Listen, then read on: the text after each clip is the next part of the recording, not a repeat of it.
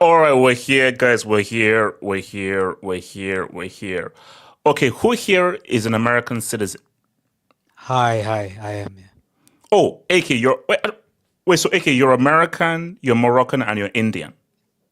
I'm an American citizen because I have an American passport. Yes. Oh, okay. So, and KJ, you're American or you're Gambian or you're from I Krypton. I was born in America and I live in America. My parents are Gambian, and I used to live there when I was younger. Okay, so I have multiple passports. Yes. okay, so AK, why did your fearless leader do this? Why did he drop the bomb? AK. First of all, shout out to the Rockets, man. The KD trade actually happened, and Wait. they did. Oh, Durant is going to the Rockets. Yeah. Then they kept both Şengün and Amen Thompson, so it's a win for them. So Oh, snap! Damn, shut up, man! Shut up. they All right, they let's talk they about like, some it's like other because when he said rockets, I thought you meant actual rockets. I didn't know you meant was rockets. But there you go. and nah, they traded Jalen Green and Dylan Brooks for him. So. Wait, is that the guy who's with that sugar mama that's like 40 years his senior? Okay, okay. Shout to him. Shout to him. So in terms of this HH, it was very interesting because I don't know if you remember from the presidential election. Trump said, and I quote, and I'm just gonna bring it up here so that I say it exactly as it's supposed to be said. Just wait a second. Yeah, this is from the debates with Kamala. Yes. Yes. If Kamala Harris, was elected, she would lead the United States in the World War III. So, No, but AK, but you see, you have to be stupid to not know that Trump just says anything to be elected. He's just said about winning. It's not nah, about truth. man. It's about winning. Part of his whole campaign was Biden led us into multiple wars. I'm not gonna lead us into wars. Yeah, he's leading us into wars. It's crazy, man. Here's the thing, and we'll get to the whole U.S. Iran political stuff later because I actually read up on this Yes. previously. But the simple thing is I do agree with this point that even if Kamala was elected, she would still So want a bit away from me, Mike. A bit away from me, Mike. yeah, she would still want to go to war with Iran because if you actually see Kamala, she was gonna appoint a Republican guy into a Senate, and I'll just bring it up here. So first of all, in an interview, I don't know which news cycle it was. I think it was 60 Minutes. She said the biggest threat to the United States was Iran, and she refused to rule out U.S. military striking Iran. That's number one, and number two, I believe her where was it? I believe the Republican she wanted in her administration, who was Adam Kinzinger. He said that the U.S. strike on Iran was the correct decision. So, as much as Trump said she's gonna bring us into war, he did have a point because Kamala did everybody that Kamala wanted, specifically the Republicans. She's the war hawk. She is a war hawk, but Trump is also a war hawk. Wait, hold on, Josh. I didn't know you're part of the reserves. Oh dear. Oh my lord. Oh, Josh Bond, you're cooked. So The for me, they it's got just they got steak and hammer for food. They got steaks. Who got That steaks means for they food? get them good. The army. Yeah. Oh no. Yeah, therefore. So what? How do you think this could escalate? Because my thing though is Iran. Well, sorry, Iran have already responded. Apparently, I think they've shut off a massive oil supply chain and everything that's supplies on supply. Stray of Hormuz. Yes. So the started. So because my thing is that. So how do Iran continue? It can go in multiple ways, AJ. It can go one way, which is the worst case scenario, which is Iran not only stops the Strait of Hormuz, but they will also attack U.S. military bases in that area. like in Qatar and Saudi and UAE, the US military base, they might attack those. The best case, Iran won't do anything because they basically don't have many allies, and the regime in Iran, like, it's already on its last legs. I would be surprised if it exists for another 10 years, even with like all the stuff that's going on, even before all the stuff that's going on. So for me, it's more so like, bro, like, why are you dragging us into this war between two Israel, man. countries? Israel, bro. Nah, do you know Israel what the tax. funniest thing is? If you like watch his address yesterday, before he says "God bless America," he says "God bless Israel." Yeah. I saw that on Reddit. Yeah. Yeah, fix the country before you start all this, man. That's like, just fix the country first, man. KJ, what are you saying? Hello, good afternoon, HH. Yeah. So you just want my general thoughts on what's So basically, where it's gonna go? on how significant it is and how do you think things could potentially... I mean, could this lead to American troops in Iran, or you just think Iran just don't have the might to respond to freaking US of A? So first of all, after the attack, Trump and Hegseth, the I don't know if he's like the head. So wait, is that the guy that was leaking war deals on like WhatsApp and people saw what they were saying? That dude. That's the guy. Yeah. All right. Okay. So according to Hegseth, the US has completely, their terms, completely obliterated Iran's nuclear facilities. But they also said, the Pentagon has also said that it's too early to do a damage assessment, a complete damage assessment on what they've done. So what they're saying is that they've completely obliterated Iran's nuclear facilities. My thoughts on this are, when it comes to the US and just sort of the way they police the world, it's I think someone made a point on Twitter a few weeks ago. It's the sense that they're saying that Iran should, countries like North Korea should denuclearize, but it's fine that the US or Israel have nuclear weapons. So what we're doing is, doesn't make sense. We want to create a world. We want to create a world where the US can defend itself and basically do whatever it wants, right? And a world where everyone else is too volatile or too or too trigger happy to have nuclear weapons. Doesn't make sense. It doesn't make sense. Their arsenal, which of course doesn't make sense. Now we all know this is all because of Israel. We all know that the US, Israel's only benefit to the US is intelligence regarding what's happening in the wider and that area of the world, right? They're the only non-Muslim country around the Middle East, right? What Israel successfully does is they do one thing, HH. They tap into I hate to say it, but Holocaust guilt around the world. That's what they do. They tap into Holocaust. Oh, we're going there. Are we? So we're going there. We're going there. We have to be honest. That's what they. Oh no! I just want to know that we're prepared to be going there. You know. No. I'm prepared to be going there. No. I mean, no, because that is a guilt thing that they've been holding over everybody for so long. And again, how was Israel created? That's how it was created. Guilt. Very much so. So what they're doing now to Palestine, right? Everyone turns a blind eye because that's what happened to your people before. There's this belief that if Palestine wants its own autonomy, right, that the Holocaust could somehow happen again. I don't know if that's the fear they have, but that's exactly what they do, right? So because I need to, again, sorry, and there's a point I just saw someone say. Do you know how dangerous it is to have this whole preemptive state of mind? Because that's a slippery slope. Oh, I think that because, do you know, we've gone from evidence to trust me, bro. You see, with evidence, you now have harder evidence. So now we've now gone from, yo, they're gonna attack me. Why? Trust me, bro. Yep. Okay. That's where we're at right now. Yeah. Oh, no, 100%. That's why when Assad's regime fell, they made sure to attack certain key areas within Syria because the belief is that Syria's next leadership was somehow going to plan an attack on Israel or attack Israel's military. The military facilities that it has around the border. You know, so this trust me, bro thing is one. It's an element of paranoia. Let's be honest, right? Because let's be honest, countries like Lebanon and Syria, right? They know that the US and the Western allies protect Israel. So after Syria has gone through the civil war it's gone through over the last 2012, since the Arab Spring, of 2011, a 14-year war. they're probably not going to want to get involved in another conflict.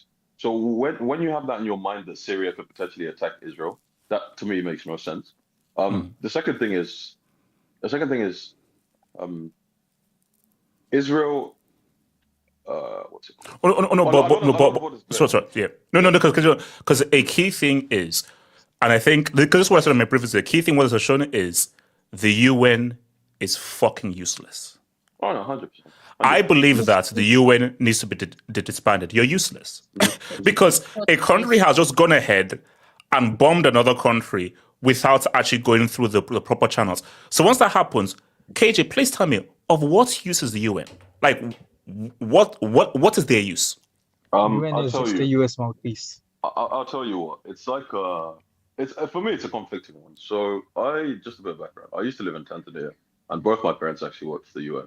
My father is a lawyer, and my mother is like a researcher, something like that. And what the tribunal no longer exists there. But what that tribunal was set up to do was to essentially bring to justice perpetrators of the Rwanda genocide in the mid 1990s. I remember the genocide, that terrible genocide. What they did was essentially bring criminals to court, hold them accountable, and successfully enough, my father did explain to me that they did bring a lot of them to account. And they did, they did hold a lot of these guys responsible. So on that element, I could say in Africa, we could probably say in some ways the UN has been quite effective in some African countries, right? When it comes to wider, but if you think about HH, that's a domestic thing that Africans have to deal with. When you think about because of the outsized influence that the US has within the UN, when it comes to an ally like Israel, right? They're obviously going to be less. They're eventually going to turn a blind eye, and that's what they've done. It's unfair. It's unfair. It shouldn't be happening. But the fact of the matter is, no, it's good because I think because the reality is Israel's biggest ally is America, and America has the most guns. And like what I said in my video is the country with the biggest guns dictates what happens in the world. Oh, no, this whole instantial police, that stuff is all bullcrap. If I have the biggest guns, I can do whatever the heck I want. This happened in 2003, and it's happening again. 100%. I'll say one thing. The reason why the US has outsized influence, you might say. The fact of the matter is, a lot of who supports Trump's Republicans are Jewish. That's the fact of the matter. A lot of Jewish people hold very strong influence in terms of finance, politics, whatever you want to call it, within the US, especially within the Republican also, Party. Before anyone says KJ is not being anti-Semitic, he's just giving facts. So, no, I mean, yeah, I'm not. Anything that's. KJ, keep talking. KJ, keep talking. KJ, I think it's more money in politics and APEC. Anything that's objective analysis of Israel is considered anti-Semitism. So I don't really care. Let's be honest. So when it comes to the Republican Party, Trump, that's why you've seen the US. AK has definitely seen it. Trump has gone after higher learning institutions, particularly Columbia and Harvard, right? Partially because and Penn, right? Pennsylvania, right? UPenn has gone against them because apparently they have not done enough to tackle anti-Semitism on campus. So he's withheld federal funding. He's called for some of these heads of universities to step down because they're not doing enough. He said that they're aiding and abetting anti-Semitism, right? What's it called? You know what's another thing? Penn is a very big school for business. Wharton is one of the best business schools in the world, right? There are a lot of donors, particularly that work for big finance firms, that founded a lot of finance firms in England. Sorry, in New York, companies like Apollo, which is an asset management firm, right? They used to go to Penn and they donate a lot of money to Penn. When this Israel war started, a lot of them started saying we're going to, because how a lot of these universities operate is they require funding from donors, right? Alumni giving money back. A lot of them said we're going to start withdrawing and we're going to start withholding donations if you don't tackle anti-Semitism on campus. Now, some universities are folded. Sorry, in terms of they become very strict on the way they manage, the way they clamp down on anti-Semitism. Some of them have said we don't care about the money you donate. right? Trump tried to what's it called? Trump tried to ban Harvard from accepting international students because according to him, one, anti-Semitism, and two, apparently they're aiding and abetting Chinese agents. So HH, this is the thing. I'm afraid to say this, but the average American, right, Mm. is the ability to objectively look at who is in front of them and what policies their leadership is actually arguing against, right? How do I put this? You know, this election, right? Trump tapped into the emotional side of a lot of people's frustration over the economy, right? A lot of it had very little to do with policy. A lot of it had to do with pointing fingers at Biden.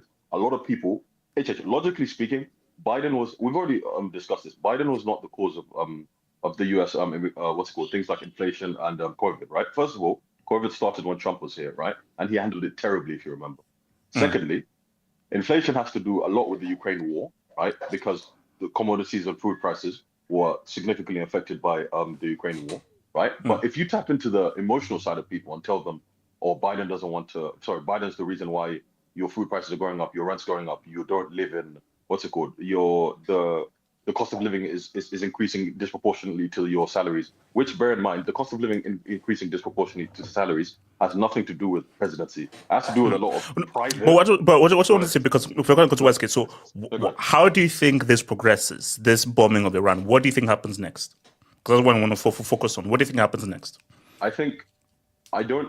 Iran's reaction to this, I think, as AK said, they might attack a few US military bases, something like that. Will they directly attack Israel or the US? I doubt. Because that's probably going to go into an escalation.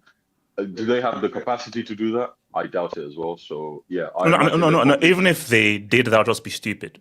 Because they know that 100%. The response will be disproportionate and you'll just be wiped out if they attack whatsoever. So 100%. So I think at this point, they might attack maybe a few more strategic locations in Israel at worst, but not a significant attack.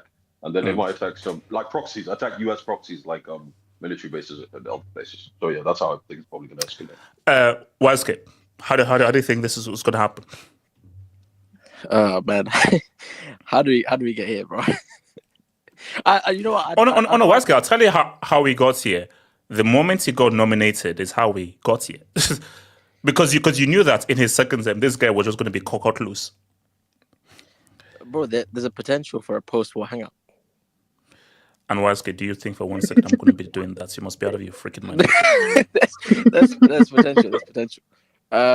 Actually, can you bring my AV? I really don't want to. Okay.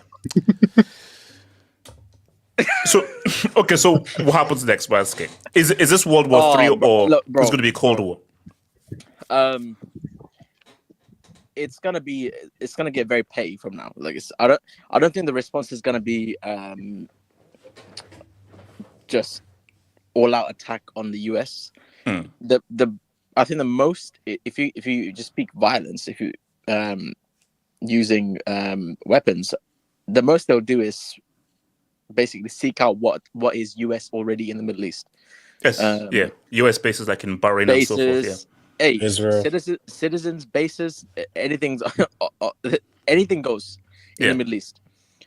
They don't have the I don't think they have capabilities that's known to the public, whereby they can attack the mainland US. But Wesker, even if they could, would that be wise? Be stupid. No, it'd be stupid. Yeah, it'd be stupid because this guy Trump will not hesitate to just drop a nuke on your head, bro. Like, because that's what I say. Like, let's say he just bombs a city. Trump just bombed the whole of Iran. Yeah. Like, don't think that you're gonna have a proportionate response if that happens. Oh no. You think that this guy's gonna be a diplomatic, bro? No, there's no chance, bro. There's no chance. So the retaliation, I think, will be very it'll be very similar to what Putin did with Europe, cutting down supplies and stuff like that. But this is not Putin. Iran is the regime is very different. They will again. I wouldn't be shocked if U.S. nationals are taken into hostage. That can happen. Military bases obviously being targeted. So let's say Iran bombs a military base. What does Trump do? Does he then bomb Iran? I think Iran is way too smart to do anything like that. their main antagonist right now is Israel. Because that's yeah. No, no, no, no, no. They're It's, the it's one that's no. But pushing my all thing this though on. is you've just been attacked. You've just been No, attacked I know, by but the America, thing so is, you have to respond by who you've been attacked by. Now, that's true. my That's thing true. though is Their that you main have to know antagonist how is to Israel. respond. One We is can't afford. does Iran want to fight on two flanks now? Like, do they want to Yeah. fight on two flanks? Because don't think Israel's just going to stand there and then obviously, especially after what Trump just fucking done.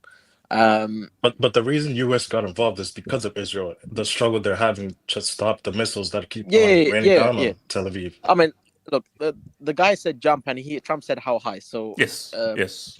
That's what happened. So I don't think Iran wants to fight on two flanks. Again, that will also be very stupid. Plus, attacking a U.S. military base isn't just as let me just go and do that. These dudes will have stuff in place to counter that. These are U.S. military bases, not like Bangladeshi or Filipino military bases. This You mean Nigerian YSK? U.S. They don't have this. Oh wait, do you not have any HH? No, We do. This is vibes. Jollof and hope for the best. So these dudes will have inshallah. No. Because, okay, but my thing though, okay, they may have the thing, but it's a lot easier because they know that area well. Like, it's a lot easier to attack in the Middle East than but attack it's a response, isn't it? It's a response from Trump. So I don't think Trump is going to be like, forget those guys in the Middle East. Then they're not gonna. He's not gonna be like that. If these guys retaliate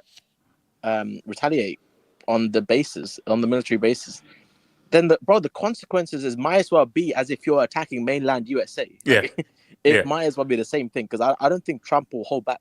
No. Basically, if a single American soldier or citizen is killed, he'll literally just decimate a whole city of Iran. So the part of Iran's this whole Twitter X thing with this account going on, bro. It's like, bro, just because these guys are tweeting some random shit, bro. Like, they're tweeting like at the UCL final, man. Yeah, wait, you mean from like the supreme leader of Iran? Iran's military account, like the official military account, is tweeting the most wildest shit, bro. Like, wait, hold up. Iran's military account is live tweeting. Yeah, they're doing like the bro. Have you not seen? No, I told you, I don't go on Twitter. Here we go. Here we go. Can you bring their page up on here? They were tweeting like it was a Champions Bro, League because final. some of the stuff. Wait, do you remember European Madden? You used to give like screenshots and you tell what's going on in the game. That's what it's like. This is before like the whole Trump took out the nuclear bases. Bro, these dudes when they were popping off in Israel, bro, they were posting like we've arrived and all this shit, like with like full on graphics. They've been tweeting wait, hold on. Is it called Daily Iran Military or wait, what was it called? No, I think it's called. it was just called Iran Military. What the fuck are that? Iran Armed Forces, I think. Iran what? Iran Armed Forces. Iran Military. It's Daily Iran Military. Oh, is it that one? No. Because there's one called Daily Iran Military that has like 1 million subscribers, but I don't know whether it's like a parody account. Yeah, I think it's that one. Oh, is this one? It might be that one. Yeah. Oh my lord. But so, bro, I'll be very careful, bro. Like, because this whole like Twitter thing can be funny, but Trump is the type of guy you cross the line in like in a certain way. This guy he's not the most diplomatic guy. No. He will literally just drop the nuke on your head, bro. Like, there's no problem in doing that because Trump doesn't fear Iran. No. Because Trump's got a chokehold in around that area. Iran's only back at. You think about Iran. Iran, who is going to come to Iran's rescue? Because see, that's what I'm going to say. Like, obviously, you've got Russia, who already said they're going to, but how many friends do Iran have in the Middle East? No, but have you seen what Putin said though? So, what would he say? Apparently there's a bunch of Russians that live around that area, like a shit ton of Russians. So I don't think Putin is just gonna unload on that area, specifically Israel.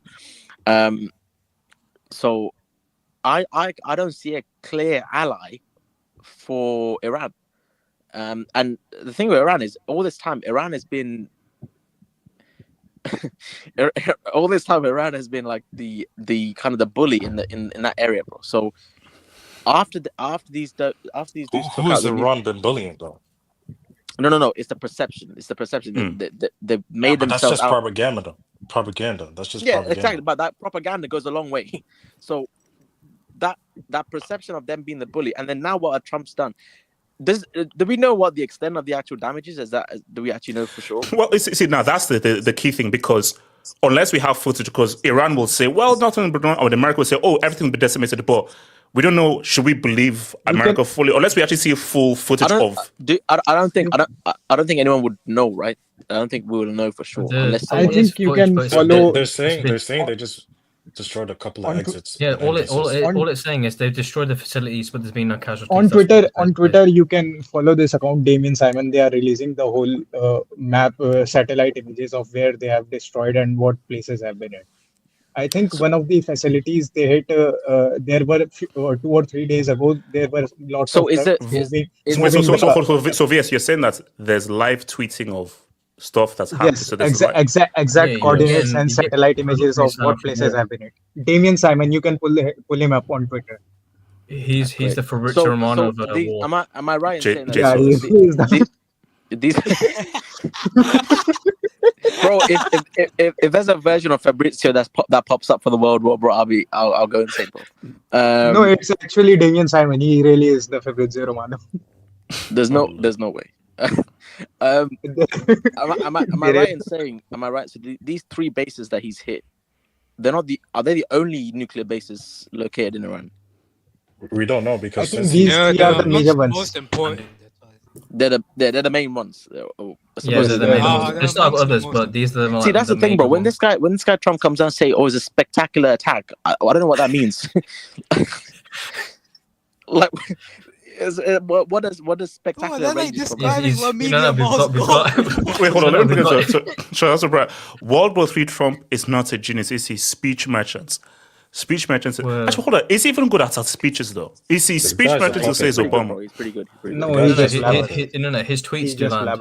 Yeah, no. I'll say he's a tweet merchant more so than a speech. I'll say he's a tweet merchant. Shout out to Josh. UN couldn't even stop. Look, guys, I tell it again.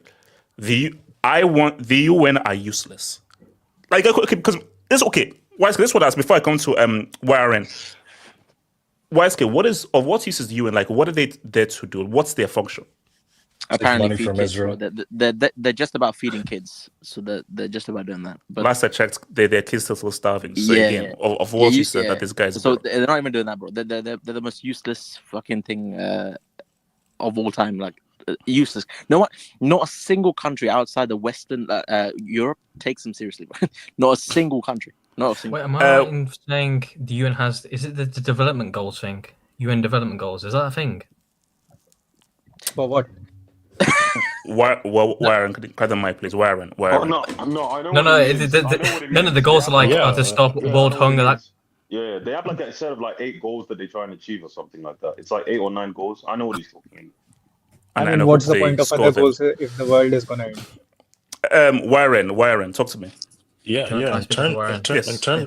In terms of this attack, if you're a US citizen or like you live in the UK, you have to look at it like say what benefit does the UK and the US benefit from attacking Iran? Like what danger does Iran pose? I'll tell you what they benefit. My tax money goes to bombs. It just benefits. Yeah, well, it benefits Israel. That's it. Yeah, what do we gain from this really? Because Iran is not posing any type of danger towards us anyways. What is their uranium enrichment? I think that's they're not close to an atomic. But Warren, but see, this goes back to. I think. Wait, hold on. So Warren, but this goes back to World War One. Why did World War One start? Ally. Okay, we know I have to go through. So basically, it's called ally tax. So the rules of engagement is if I'm an ally and we're going to war, by rule we have to follow you because we are allies, and that's what happened. Because it's like, so because I know that if I'm in danger, you help me out. So I know that when you're in danger, I'll help you out. So it's all the rules of the ally. But you have to remember, It's that phrase. An attack on one is an attack on all. Yes. But you have to remember, like they're gonna start spinning this and be like, we're attacking because Iran is close to an atomic bomb. Oh, their nuclear power is increasing, et cetera, et cetera. They're forgetting that the reason Israel's doing this or forcing this narrative is because they finally have Iran where they want them. They've neutralized a lot of allies that Iran did have in that region. It's just Iran right now. No, but see, for me, it's very simple. So you believe that they have nuclear capabilities? Okay, prove It's a it. lie. No, It's a lie. Gabby Tulsi wait, even said it was hold not on, true. Warren. Whether it's a true or lie, they have it. Show the evidence. Why this is crazy is there is no irrefutable evidence that they have this stuff. It's literally Exactly. just trust me, bro, which is And crazy. let's not forget, we heard the same type of. It's like Groundhog Day. We heard the Iraq, same yeah, type of Iraq. propaganda during Iraq Oh my time. God. Oh, they're close to weapons of what what did Bush say? Weapons of mass destruction. What does that Mm. mean? Like, and it's like people are not understanding that. I feel like this was generally planned. Trump gets into office. No, but Warren, you have to again. That's why it's proud because when you look at Iraq, the guy that they sent from the UN to check on WMDs, he didn't find anything. Exactly. So when Same he actually thing. completed his inspection, and do you know what happened? They then changed it from WMD to they were a very evil regime and we have to stop them because they were a very bad regime. But no, hang on. You can't just change the viewpoint from WMDs to, no, he was a very evil guy. They're doing the same thing with the Ayatollah, saying, the 80% of, how do you know this? How do you know this? 80% of the country wants to get rid of the regime. How do you know this? They're not a democracy that they vote for this. The Ayatollah is pretty unpopular. Like talking to like Iranians myself, the Ayatollah is pretty unpopular. So the majority of the population, like, boy, they are quite unpopular. They don't like the government. But my thing though is that who are you? It's not the U.S.'s prerogative to go in there. That's what I'm saying. Is like it's same thing with Iraq. Yeah, it's same thing, yeah. No, hold on. Even if we look at Iraq, this may sound crazy. Iraq was better off with Saddam Hussein than they are right now. Yeah, and people say, "Oh my gosh, that's crazy." No, Iraq, as bad as it was under Saddam Hussein, Iraq right now is a complete hellhole. Hellhole right now. But Saddam Hussein managed to actually keep some sort of a foothold into things. So if you took Saddam Hussein away, bro, Iraq is a complete hell because you just have all these factions fighting off one another. So they actually made Iraq worse. Yeah, we have to look at the main perpetrators of this Israel, with the Gaza, what they're doing in the West Bank, Gaza Strip. All of this stuff is being ignored just to focus on Iran, and they're going to continue to instigate this war for the U.S. to continue to, because we don't know if these bombings were successful. They might have to do this again. I think Iran is smarter than this. They know this. They're not going to retaliate by attacking military bases for the U.S. What I'd like to know is, I don't know what they can do this poll. How many people in America support Israel or are happy that America? Majority of Americans don't like Israel and the Israel lobby. They don't like them. Majority of our politicians are bought by AIPAC. Yes. You go search this up. All you see is donations, millions of money donated from AIPAC straight into, like, Ted Cruz got on TV with Tucker Carlson, I think, in an interview, and said we have to protect Israel because it's in the Bible. When does it say this in the Bible? Fucking bullshit. HH, can I talk on this? Okay, what's it called? Sebastian, talk to me and then come to Delta. HH, all this is because of the Greater Israel project. They want to expand Israel for years. They're gonna take Gaza. They're gonna take the West Bank. They want to take parts of Syria, which they did. And they're already doing it in Gaza too. They're already doing it. It's still, Miriam Ellison. She's a Zionist. She's the biggest single contributor to Donald Trump's election pack. She spent alone 300 million. So Donald Trump is gonna do what she wants. APEC spent millions on Donald Trump. Netanyahu, or what's his name is, played him like a fucking fool. He attacked he and NATO played Iran like a fool, let's face it. Like the negotiations with Iran were all for play, HH. Were all for play. Yeah, it was Oh, they were saying that it was they were just Marco Rubio was saying that Iran were dragging this negotiation along, but it was false. The US were doing that. 5 rounds of talks, yeah. and we already had a nuclear agreement with Iran before with Obama. It's not that hard. So Uh, it's a mess, and I think it's gonna end with a chaotic war. There's gonna be new regime. There's not gonna be elections. There's not gonna be a free Iran. It's gonna be mess like Iraq, like Syria, like Libya. Like Libya. It's gonna be mess like all over again. Soldiers are gonna die. Billions and millions of American dollars is gonna be spent, Wait, who and laughed at nothing this? really good is gonna come out of it. PSG Delta. I'm actually interested to see which were your thoughts on this Delta. I mean, this was always inevitable, right? Like this was always, especially with Trump being Okay, but first of all, do you support this? Delta, absolutely not. defend your man, Delta. No, he's not. He's not my man. And the Nah, second thing, absolutely not. that's your man, dude. Don't forget, man. Don't switch up now, bro. No. Actually, no. Delta has been a bit, not really fully on Trump and everything, a bit more complicated. But okay, so Delta, in your view, you did not support him being Netanyahu's bitch and bombing Iran. No, HH. America's war fatigued. We don't want any war, especially with a country like Iran, who are capable of delivering devastation. I mean, obviously, if we wanted to, we could make a regime change, but that would cost thousands of American lives. And second thing is, let me just give you a little backstory to this. So this was never about nuclear weapons, right? This was about regime change from the first things. Iran is basically the last man standing to Israel's expansion. And when I mean expansion, I mean Can being. I add to this after PSG? Yeah. When I mean expansion, I mean the global market being all on Israel, and they want to be the global powerhouse of the Middle East. We've seen this with Iraq. They got rid of Saddam Hussein. They lied about weapons of mass destruction. That there was never weapons of mass destruction. Nope. Yep, he was a threat to Israel, especially in the 90s. They got rid of him. There was potential of Libya. I think Samasu was mentioning Libya, about Gaddafi's effort to build nuclear weapons. They got rid of him. He was a threat to Israel. Iran is basically the last man standing. Like I said, their proxies like Hezbollah have been utterly devastated with the pagers that Israel sent and airstrikes or whatever. They're basically out. Hamas, another Iran's proxy, is out. So now Israel have taken out their proxies. Now they're going to go all in. And when it comes to Iran, look, this is my stance against Iran. They do chant death to America, specifically because this is because of Israel, though.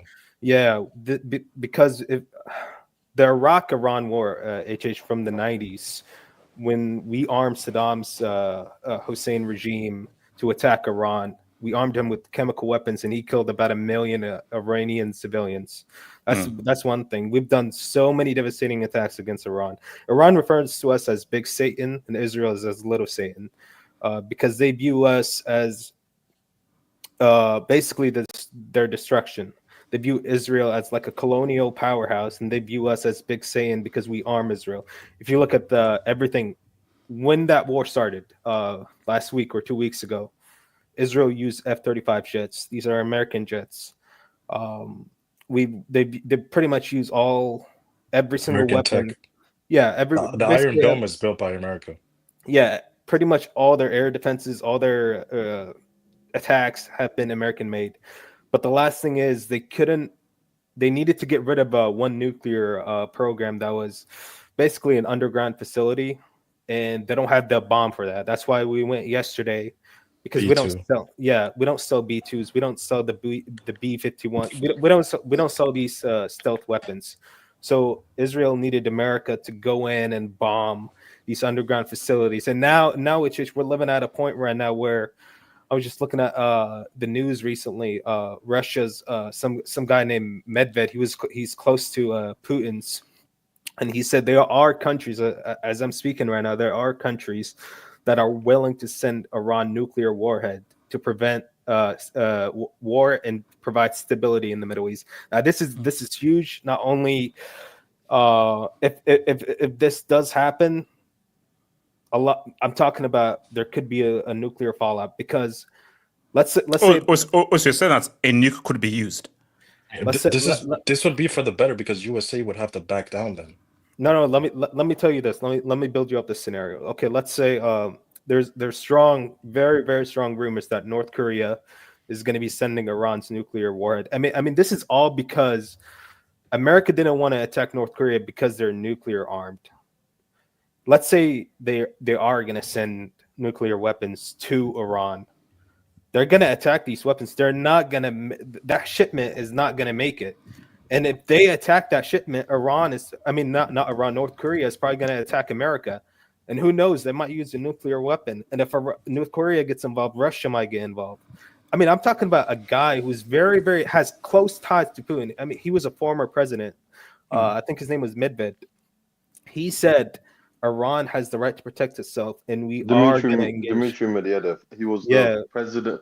Putin was prime president. Medvedev. President again. Medvedev. I think Medvedev. Yeah, I think that's his name. He wants Iran to be a nuclear armed country, and look, I don't like where this is going, man. I think what Trump did yesterday is a grave mistake, and I'm looking at a lot of these MAGAs. They think, oh, this is just easy, man. We're just gonna bomb their nuclear facilities, and they're just gonna walk it off. Basically, they're not gonna retaliate. It's so funny how all of these MAGAs are all repeating the same type of rhetoric online now. Saying, wait, hold on. But Delta, how do you think Iran will respond? And I'll come to J2S, and then because my thing is that Iran would be stupid to do anything militarily, because if they do so, you know that America will have a disproportionate response. So let's say you bomb a US base in Bahrain, Trump will just decimate Tehran or a whole city. Yeah, I mean, so Iran have to do which is what they're doing now, i.e., cut off an oil supply, cyber warfare, and just make things difficult for America to communicate. But an actual physical military response, you're dealing with the biggest freaking military power in history. Yeah, I understand what you're saying. Their air defense missiles can't detect our stealth planes. Our planes yesterday went in and out and dropped I'm guessing about 30 bunker. Some are saying 14, some are saying 30 bunker buster bombs. That would be basically the end of them if they attacked any U.S. military bases. So what they need to do right now, I believe, is that they're not dumb. I mean, Iranians are in general. They do generally make smart choices. They're not just going to attack the U.S. without having any back of China or Russia. They will attack the U.S. if they know Russia or China is going to back them. Because alone, you're not going to beat a war with the U.S., especially Israel gets involved. Now you have Israel and U.S., two powerful countries that are still going to attack you.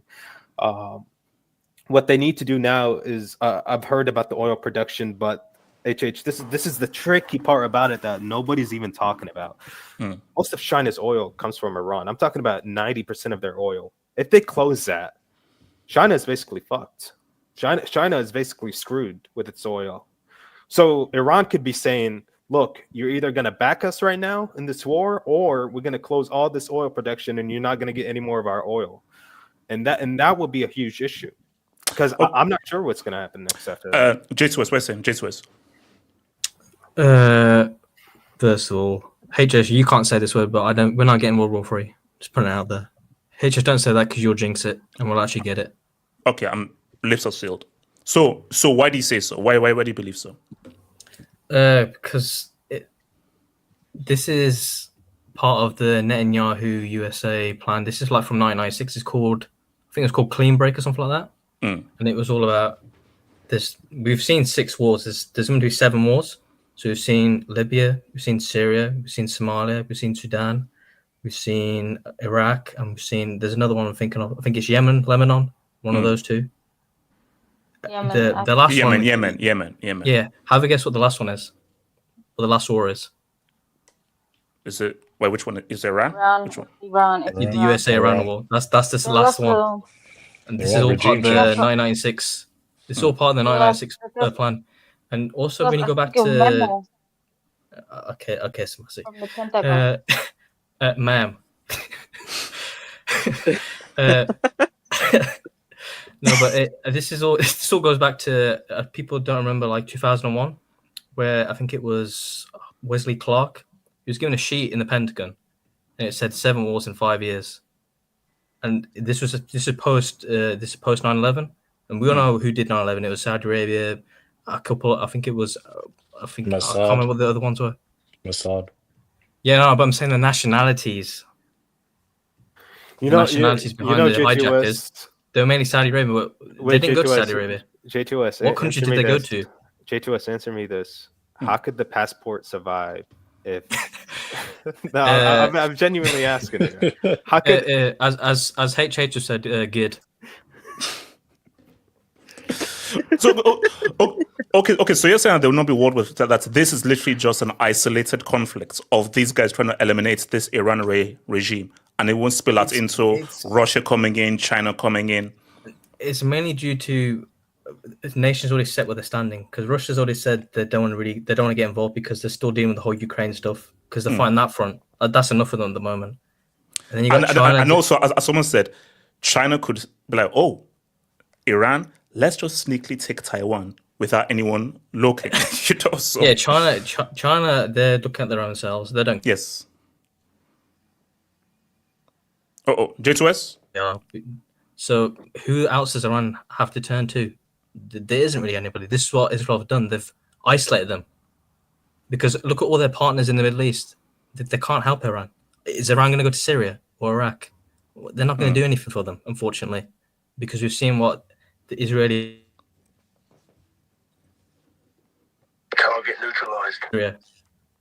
We've seen Iraq. We've seen Lebanon. We've seen Jordan. All these other countries around there. It's just Iran that's left. J2S, let me ask you this. What if this does happen? What if North Korea actually arms Iran with nuclear weapons? Do you think that will bring stability? North Korea already aligned with Trump as well, because the whole peace summit had in... Wait, and then a year later they're having a peace summit. This is all about. It's building allies. That's what it is. Wait, HH, can I add? What's it? Still their own thing. They're an isolated country. They're not. Iran's not running to North Korea. If you're running to North Korea for help, that tango down. Got there. And North Korea can click on Israel and the USA. Okay, wait, hold on. Let me get AK. Throw the AK. So, added context. So, this actually goes back to the year 1953. So, what happened in 1953 is Iran had a presidential election, and they democratically elected a prime minister. His name was Mohammad Mossadegh. So he was democratically elected. AK, is this the Shah or something? I can't remember. Yeah, I'll get to that. So he was democratically elected, and what he tried to do was, because at that point, Iran's oil was under the control of something called the Anglo-Iranian Oil Company, which is basically a British oil company that would export Iranian oil outside of Iran. So the Iranian people were not getting the benefits of their own oil production. So yeah, of course it's British. Of course it's British. Yeah, it was a British. It was also American involved. But basically, what he tried to do, and the grave mistake that he tried to do, was trying to nationalize Iran's oil industry. Now, you know the time we were in at this point. It was Cold War era. And what happens during the Cold War era? Communism. If you nationalize something, there's a whiff of communism, there's a whiff of socialism. The US said, hey, this is wrong. So there was a CIA engineered coup known as Operation IX. What happened in this coup was CIA-backed, riots, CIA-backed guys, went onto the streets of Tehran and started to, riot and protest against Mohammad Mosaddegh's own, government. And so it was a CIA-backed coup to take Mossadegh out and put the Western-backed Shah into power. And that happened for that Western-backed Shah was in power for around 30 to 40 years until the 1979 Islamic revolution in Iran, which was stoked by the way by anti-Western sentiment, because the Shah also used secret police that was again funded by the CIA. So what the U.S. did in 1953 indirectly contributed to the Iranian regime, indirectly contributed to the rise of the power of the Ayatollah. So I'm like, look at what happened previously. And by the way, this was only realized back in 2013. There were CIA-backed documents that expose what happened in Operation IX in 2013. You can search it up right now. So everything that happened in Iran to this point can kind of be traced back to that point when the U.S. didn't agree with what a democratically elected prime minister did in Iran. Hence, a CIA-backed coup was established to get rid of him. So it's just like, well, you're just going to do the same thing again. You're going to get rid of the Ayatollah. Granted, the Ayatollah is nowhere near as popular. He's actually unpopular in Iran. But you're not going to allow the Iranian people to choose their own government. Rather, it's going to be another American puppet, which who knows how it's going to happen. It might take a turn for the worse. So, context. No, my thing is I look at Iraq. Is Iraq better off now than it was under Saddam Hussein? No, Saddam Hussein did horrible things and it was bad. Iraq is much worse now than it was under Saddam Hussein. So let's say you remove the Ayatollah and that's unpopular. Are you going to tell me that Iran is going to be better off with whatever America inputs than they are right now? Because Iraq is already an example. You gotta ask yourself, who benefited the most of Saddam Hussein regime being removed from Iraq? Like, which country benefited the most? Well, America got a lot of oil, and Bush's people got a lot of oil. But you mean people in the Middle East, in that region? Yeah. Who? Tell me who. Well, it's pretty obvious. I mean, there's Israel. There's Mr. Bibi Netanyahu went to Congress and he said removing Saddam's regime will have an enormous positive effect in that region. And for Israel, it did. I mean, you look at ISIS going around who for some reason never attack Israel, but that's for another story. They're committing terrorist attacks all over that region. And what that does is lets U.S. bases stay in that region. The Israel needs U.S. bases all around that region. And so if they're ever being, threatened with nukes or whatever, or any type of weapons, any type of mass destruction that the Iranians are going to use, the U.S. bases are still going to be intact in that region to protect them. That's why ISIS for them is good, because as long as ISIS exists, the U.S. bases are going to be in the Middle East, and Israel is the only beneficiary. By the way, is my mic better now? Yeah, it's better because you were coming in and you're coming in and out. So yeah, I think I had a Iranian mic at the moment. Oh my God. Okay. You know what? Okay, but let me bring in. So shout out, I'm coming to VS. Trump is not intelligence. Why attack though? Look, it's all part of a bigger plan. Israel tax, and all part of the plan on just getting rid of Iran for Israel's sake, bro. It's a game. And I think, as someone said, Israel is a very important strategic position for America. Like that, it's like Israel is like a mini America in the Middle East. Israel doesn't benefit us though. We don't gain anything from them. We just spend more money. This is just a political poker game. This is what it is. Intelligence. No, it's intelligence. No, because think of Israel as like America's eyes and ears in the Middle East.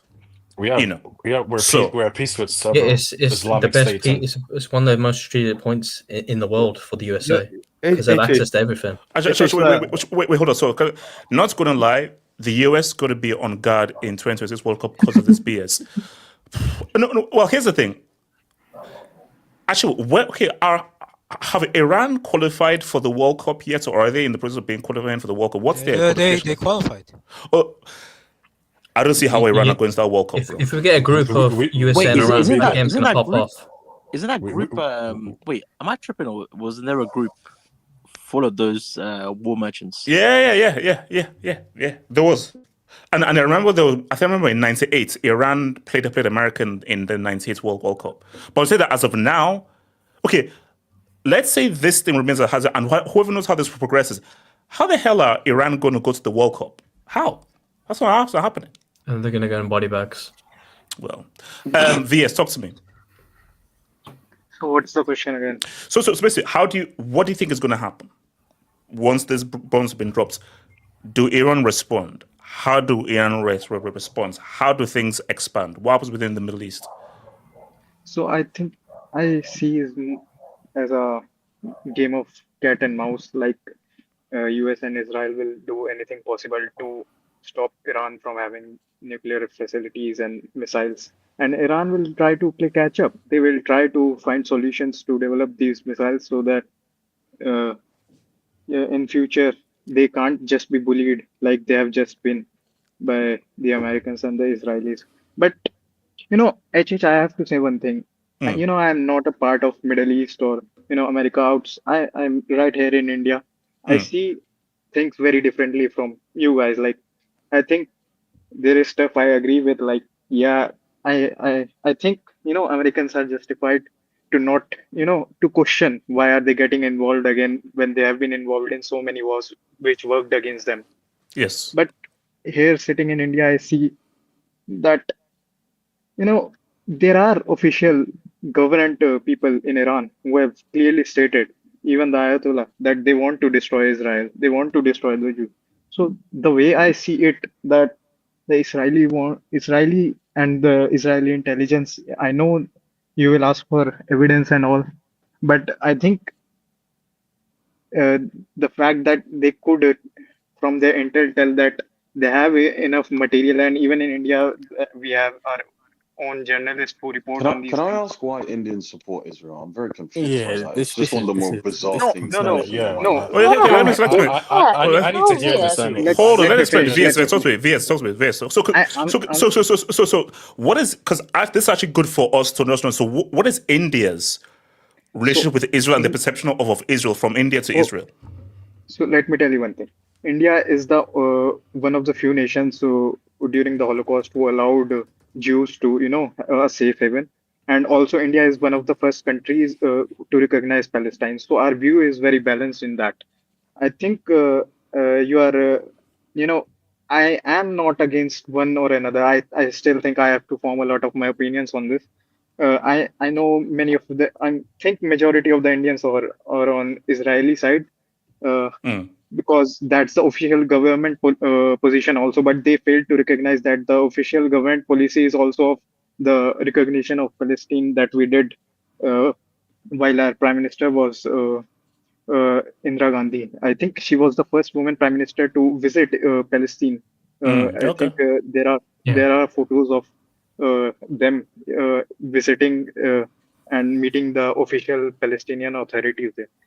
I still am not swinging on one side or the other. I'm just stating that from outside I can see that. I think many people here said that what's the threat, what have they done.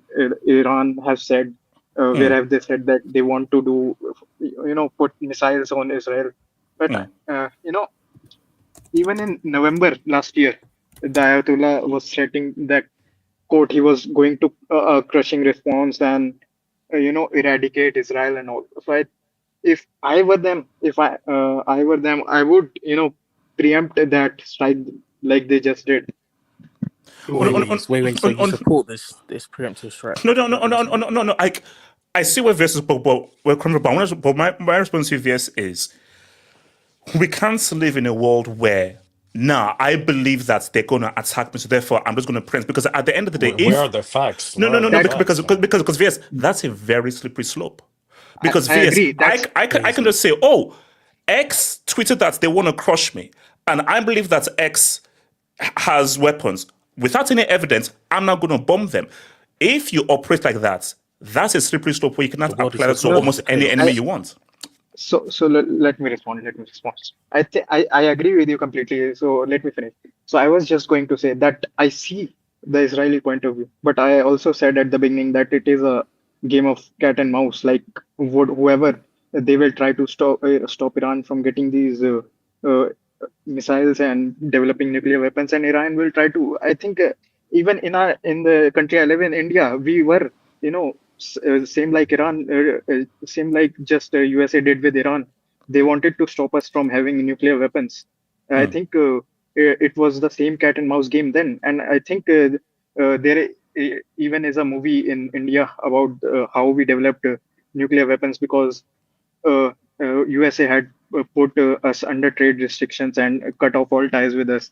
So how we in the night for months and months on end we used to work under a specific window of like I think when in India they discovered that. Hold on, so America was opposed to India having nuclear capabilities. Yes. When they found out because our as you know our rivals are Pakistan and Hmm. they got nuclear weapons before us, Hmm. and after we tried to get nuclear weapons, so USA was they were convinced that they cannot have another nuclear power. So we found a way that we found a time in day that at night there were specific timings when USA satellite could not see what was happening in a specific location in India. So Hmm. in during a span of I think 3 to 6 months, we used to work for that specific hour for months to develop our nuclear weapons. And So, I okay, think You basically contradicted yourself. hold on. Okay, so VS, from that point of view, do you feel Iran has a right Exactly. for yes, nuclear weapons? absolutely. I have never denied that. Like I said, it's a game of cat and mouse. I can see the Hmm. both sides. I totally agree that why should Iran be bullied by by these people of outside countries who are stopping them from getting weapons, which Iran think is part of the reason they want the nuclear weapons is so that they cannot be bullied just like that they got in the last few days. I completely agree. They should be going full in for their you know I think they have the right to develop these weapons for. I think the official Iranian position will be in that we want these nuclear weapons so we just don't get bullied in future like America and Israel Ajit, you know what's the funny thing? without evidence. You know what's the funny thing? Hmm. US are the only ones to have dropped nuclear bombs in the whole history of the earth, but they're scared everyone else to do it. Why did you do it in the first place? No, You started this. You see, started this. my thing is you have to have either one or the other. Either you have a global nuclear deterrent or no one has nukes. It makes no sense that certain countries going to have nukes and certain countries going to have nukes. That doesn't make any freaking sense. That that's what Iran said. Also, even if you say, oh no, but this country is too dangerous, but what makes you say this country is too dangerous to have nukes, but you can have nukes? That doesn't make any sense. Nukes That's are a literally what deterrent. Iran said. Wait, No, wait. Nukes are a deterrent. Look at HH. North Korea. No, that's what Iran actually said. They proposed this deal with the U.S. because Israel's currently running an illegal nuclear program. For some reason, I don't know why, but they can't No one confirm or acknowledges deny. We know why. Yeah, We know nobody why. Come on. acknowledges it. They don't confirm or deny. Nukes they stole from the United States as We well. know why. Yeah. We know why. Like, Yeah. come on. So this is what actually the Iran proposed. Let Israel decimate its nuclear programs, and we won't have any nukes. We won't even have any programs. Period. But the U.S. denied it. The U.S. said this is what they proposed. By the way, the U.S. told Iran that there is going to be zero enrichment. There's not going to be any missile programs. You're going to basically be defenseless, or we could target those nuclear facilities like we did yesterday. And Iran said, well, this is our country. Like this is our sovereignty. We want to have a nuclear program. No, I mean, see, John, I would love you to expand upon this. Iran should not be allowed to have nukes, and I would just love to hear why. It's not so that. So why can Iran not have nukes, but America and Israel can have nukes? Because I know what the response is that, Oh, because Iran have said that they will target Israel. So the notion is, if Iran have nukes, the first thing they will do is to nuke Israel. That has to be the response. That's a nonsensical response. I don't think it happened because there's something called MAD. It's called mutually assured destruction. Yeah, right? no, Exactly. nuclear That's the whole point. deterrent. Because Iran knows that the moment, because you have intelligence. the moment Iran does something, the Israel's gonna do the same thing. the moment you send that nuke, Israel will send that nuke, and you're both dead. That's why it's called a deterrent, because once you have a nuke, no one will press it, because the moment you press it, as they die, you die. The situation is very similar. It's very similar to India, Pakistan. Because if Pakistan does something, India's going to do something to return it back. That's what we're going to do. No, India has I'm saying a hypothetical. I'm saying if Pakistan were to launch a nuclear weapon, India going to launch a nuclear weapon. Yeah, that is the same excuse that Pakistan used in the recent war clashes we have, the last one. Yeah, but let me come to Apex. Apex, talk to me. Personally, I believe the whole nuclear thing is a smokescreen. The main reason that this whole thing is happening is for a regime change. That's what they want.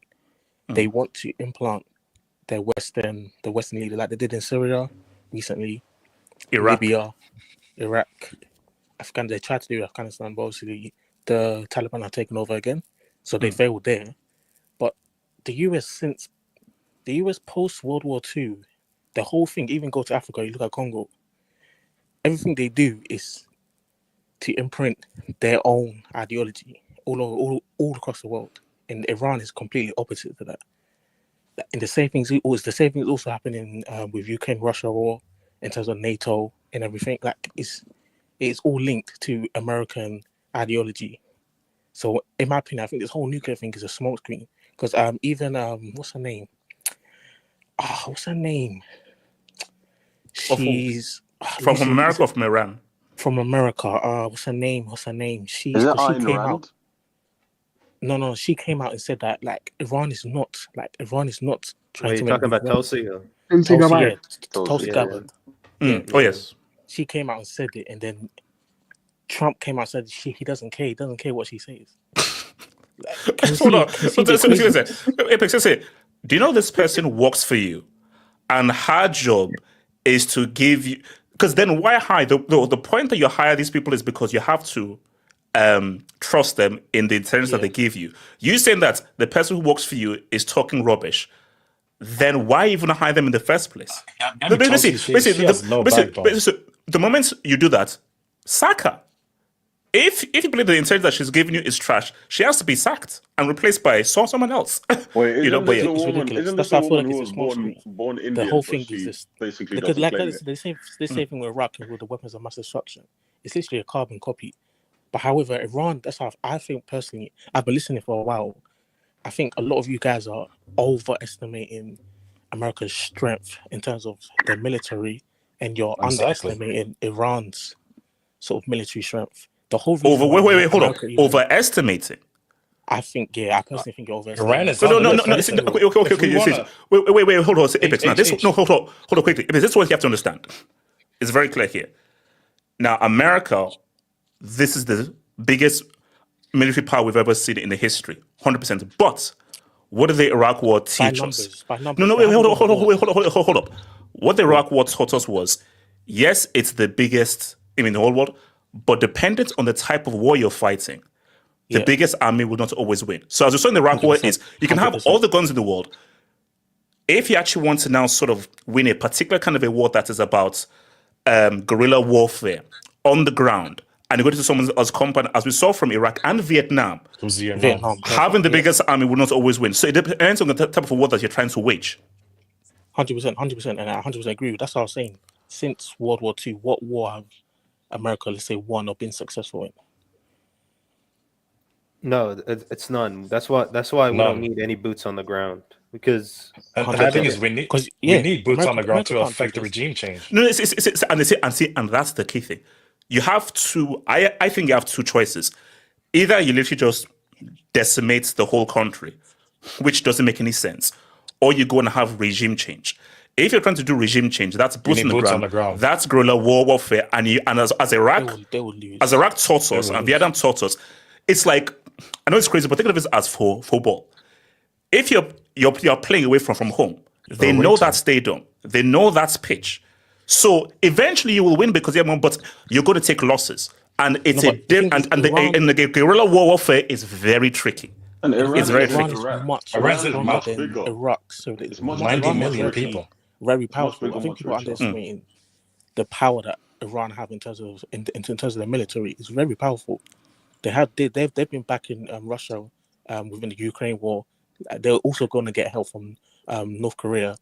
And think about, people forget about the BRICS nations. If Iran goes down, the BRICS is in severe danger. So that's why I don't see China, Russia, North Korea allowing Iran to fall into Western hands. So that's what I'm I saying. think And North I think Korea even getting involved is not logistical. It's not very logistical.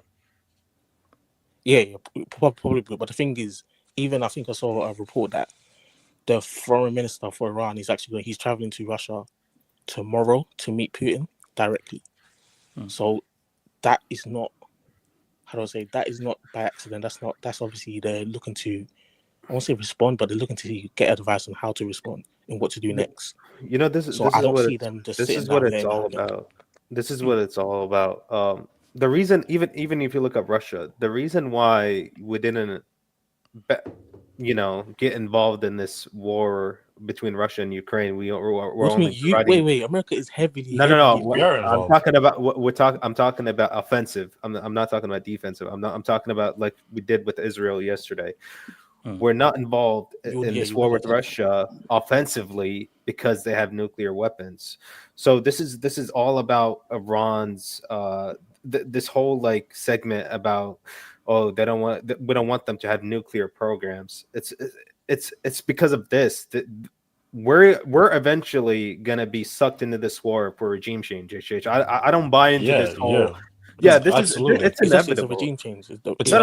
It's inevitable because we're basically Israel's bitch, as you just said in the beginning, and we're gonna be sucked into this war.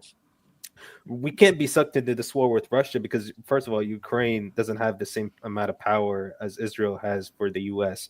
And secondly, Russia has a weapon called Satan II, and Satan II is possibly the most powerful weapon. Okay. No, shoot, they do have a weapon called Delta, excuse me, can you just repeat that again? It's called what? Satan II, and this is possibly Russia has the most powerful nukes. The most Russia is powerful. actually the most powerful. Russia has the most nukes. No. Okay, Hold on. Delta, what is Satan 1 then? It's older, isn't it? I think Delta, you said Satan 2, so my natural question is, what was Satan 1 then? Or has Satan 1 ever been used? They haven't been used as of yet, and the reason why they're called Satan 1 and Satan 2. Satan 2 is a missile that can travel all the way into space, and its limit it's basically intercontinental. It can travel to the U.S., it can travel to Canada, and it can carry up to 15 nuclear warheads. We don't want to be. We don't want to be involved in that. That can basically. I'm just like, what kind of world are we living in, bro? Guys, have you just listened to what Delta just said? Like, seriously, human beings are psycho. Like, who would build something like this? Modern warfare, bro. Modern warfare. This is a modern warfare. This is modern nuke bro. This is war. This is nuke. All of this goes back to America and the insistence on being the world's police, insistent on getting involved at every single place and everywhere else in the world, insisting that their ideology is superior to everyone else's ideology. Because you see, but see, my thing though is, you see, again, I go back to, you have two choices. If this is a nuke out, America are gonna easily win this easily. If it's a pure nuke out, if this is about regime change, that's tricky. All right, a nuke out. Did you hear what Delta said about Satan 2? Lord only knows what the heck Satan 3 can freaking do. Russia has Satan 2. It's not America. Yeah, this is the thing, HH. If there was ever a war between Russia and the US, say goodbye to the entire world. Yeah, the war is not real. Say goodbye now. That war, HH, they have multiple Satan too. So imagine Russia send, and you can't defend it. There's no air defense missiles. So imagine Russia sends about 5 Satan 2. So you take 5 and you times that by 15. What's 5 times 15? HH, what's 5 times 15? You're asking Drop the brick. 75. 75. 75. Oh, That's okay, crazy. so This guy should 75. be asking me. Shut up, Miss Wood. Shut up, Miss Wood. HH, you're wild. 75. Up to it. Okay, 5 so- times 5 is Yo. 25. 5 times 1 is 5. 6, 7, 75. There Yeah. you go. So they're- Shout out, Miss What? Wood. What? 5 times 5 is 25. 5 times 1 is 5. Plus 2 is 75. Bro, this guy had a whole equation What? to work that. That's crazy, So- man. That's so- okay. Quick maths. Quick So maths. like this guy said, Shout out, Miss Wood. Why you doing? Wisely because Miss Mold is not around. So HH, Delta. HH, can I tell you a funny thing? Can I tell you a funny thing? no, okay. VS. No, Delta. Finish your point. That'll come to you, VS. yeah. Okay. So this is why war with the U.S. and Russia can't possibly happen, because both So destruction of the actually, country is gonna do be you think inevitable. there'll ever be like a nuclear fallout, Um, or do you think the idea of the deterrent is too great, or do you think I think- because my fear is that this is very dangerous. because someone may just say fuck it. People no, are no. starting to No, no, forget no. 1945, Hold on. so I think A lot it's of- getting possible. No, hold on. A lot of people are forgetting this. HH, I actually completely forgot to tell you about this, and I only Uh-oh. heard about it last night. Mm. So U.S. went yesterday and bombed Iran's nuclear facilities. What people forgot is most of the uranium has already been out of the facilities. Yeah, Yeah, they moved Yeah, everything. they moved Yeah, everything. They've been stored. They knew this attack They would knew this happen. was gonna Oh happen. yeah. No, because I told was you- on because I was on Reddit and they said like there was actually movements a few Yeah. hours before the attack happened. So they knew it was going Like, to happen. So they were yeah, already there moving were some sort of multi- anticipating the attack. There were multiple trucks going out of the facility 2-3 days ago. And what is also dangerous right now, HH, is West. Iran is at 60% uranium enrichment right now. They're not that far from a nuclear weapon. Yeah, countries from 60%, you need 90% to make a nuclear weapon. Countries from 60% can quickly, and I mean fast, make it to 90%. And there's also missile programs. I mean, Iran is not going to go to space. These are missiles. These are rockets for they're going to be used for weaponry Ballistics. purposes. Yeah, it's not even ballistic, dude. They have rockets. They have a program for rockets, and they're not going to send them for space. These are going to be used for weapons. So this is why I'm telling you, this is a very, very dangerous timeline. And you're asking me about a nuclear fallout.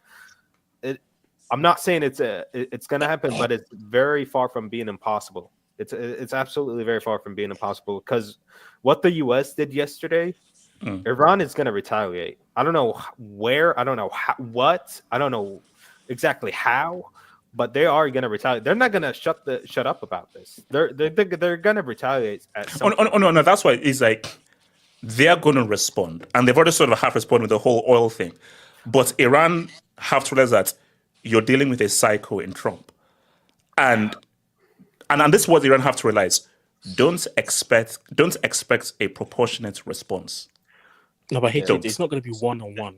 That's the And- thing. I think you're assuming it's just going to be Iran by itself. Because Israel Okay. is still planning to attack So- Iran. Is it Iran. no? This is But then what- this is what I I was believe. reading someone that Russia said, "Oh, and Iran China apparently come Iran into don't have many friends in the Middle East. How many allies are there of Iran in the Middle East? We know not of the Russia. Middle East. I think that's mainly down to the That's different. No. This is It's a big factor. completely useless talk. It doesn't matter if they have friends in the Middle East. They are friends with Russia and China. That's And what you need. yeah, that's all you need. And HH, this is where it's going to get very dangerous, because one of the guys spoke on here. I think it's Apex. He said the foreign minister or whatever is going to meet with Putin tomorrow. Yeah. He can go this. Russia has the most powerful non-nuclear weapon in the world, and it's called the father of all bombs. And what this bomb does, it can decimate an entire city. Obviously non-nuclear, but it can decimate and obliterate an entire city. Yeah, I think it's called the Russian. Is it the Russian? Yeah, we have the second most powerful. We have the mother of all bombs. It's called Mom, and Russia has Bro, the father of who all. comes Oh, up with no, these Delta. bombs? Mom's gonna get shot Okay, over. no. Okay, Delta, please. Who's making the kids? Wait, Who's making You the have to be kids? it's told called about it, it's so wait, it's called Mom or Mob. I think they're doing it to troll each other. There's Mama Bomb and Papa Bomb, bro. So it's called the mother of all bombs. Wait, Mom's you gonna know destroy what? the Wait, you know world. one of the nuclear bombs America drops called Fat Boy. Yeah. No, that's you know, true. They've had these weird names for things. Yeah. No, that's true. And I think there is a big fat boy, Yeah, right? what would Nigeria call their nuclear bomb? Like Fufu Jollof or something? Hey, okay, hold on. And VS, what you say? VS, what you say? Igusi. VS, what you say? Just before the Americans, started bombing run on the Iran facilities yesterday, the military dictator of beggar state Pakistan, Asim Munir, officially nominated Donald Trump for Nobel Peace Prize. I saw. Okay, what the hell was that about? Why are they nominating for Nobel Peace Prize? They want another IMF loan. Pakistan Like I said, they want another IMF loan. So they gained brownie points by Asim Munir, the dictator of Pakistan. Could you bring up CEO Oram yesterday, and he officially nominated. Trump is such an egomaniac. True, Don. There's no way I'm bringing that up. Bro. That's good. That's good. Okay, wait, hold up. Look, Smassy. I just looked it up. The biggest bomb in Russia's arsenal called Tsar bomb, like the Tsar of Russia. Tsar bomber. Tsar bomber. You know, there's a big one. There's a big. That's J2H. That's like the biggest nuclear weapon, right? That's like that's the biggest nuclear weapon they've ever detonated. But there's a bigger one than that, but they didn't get to detonate it. Yeah. Shout out to Patricio. We're getting World War III before Arsenal win the UCL. You know, be funny. Arsenal are about to lift that UCL, and then the missile just hits the pitch. Before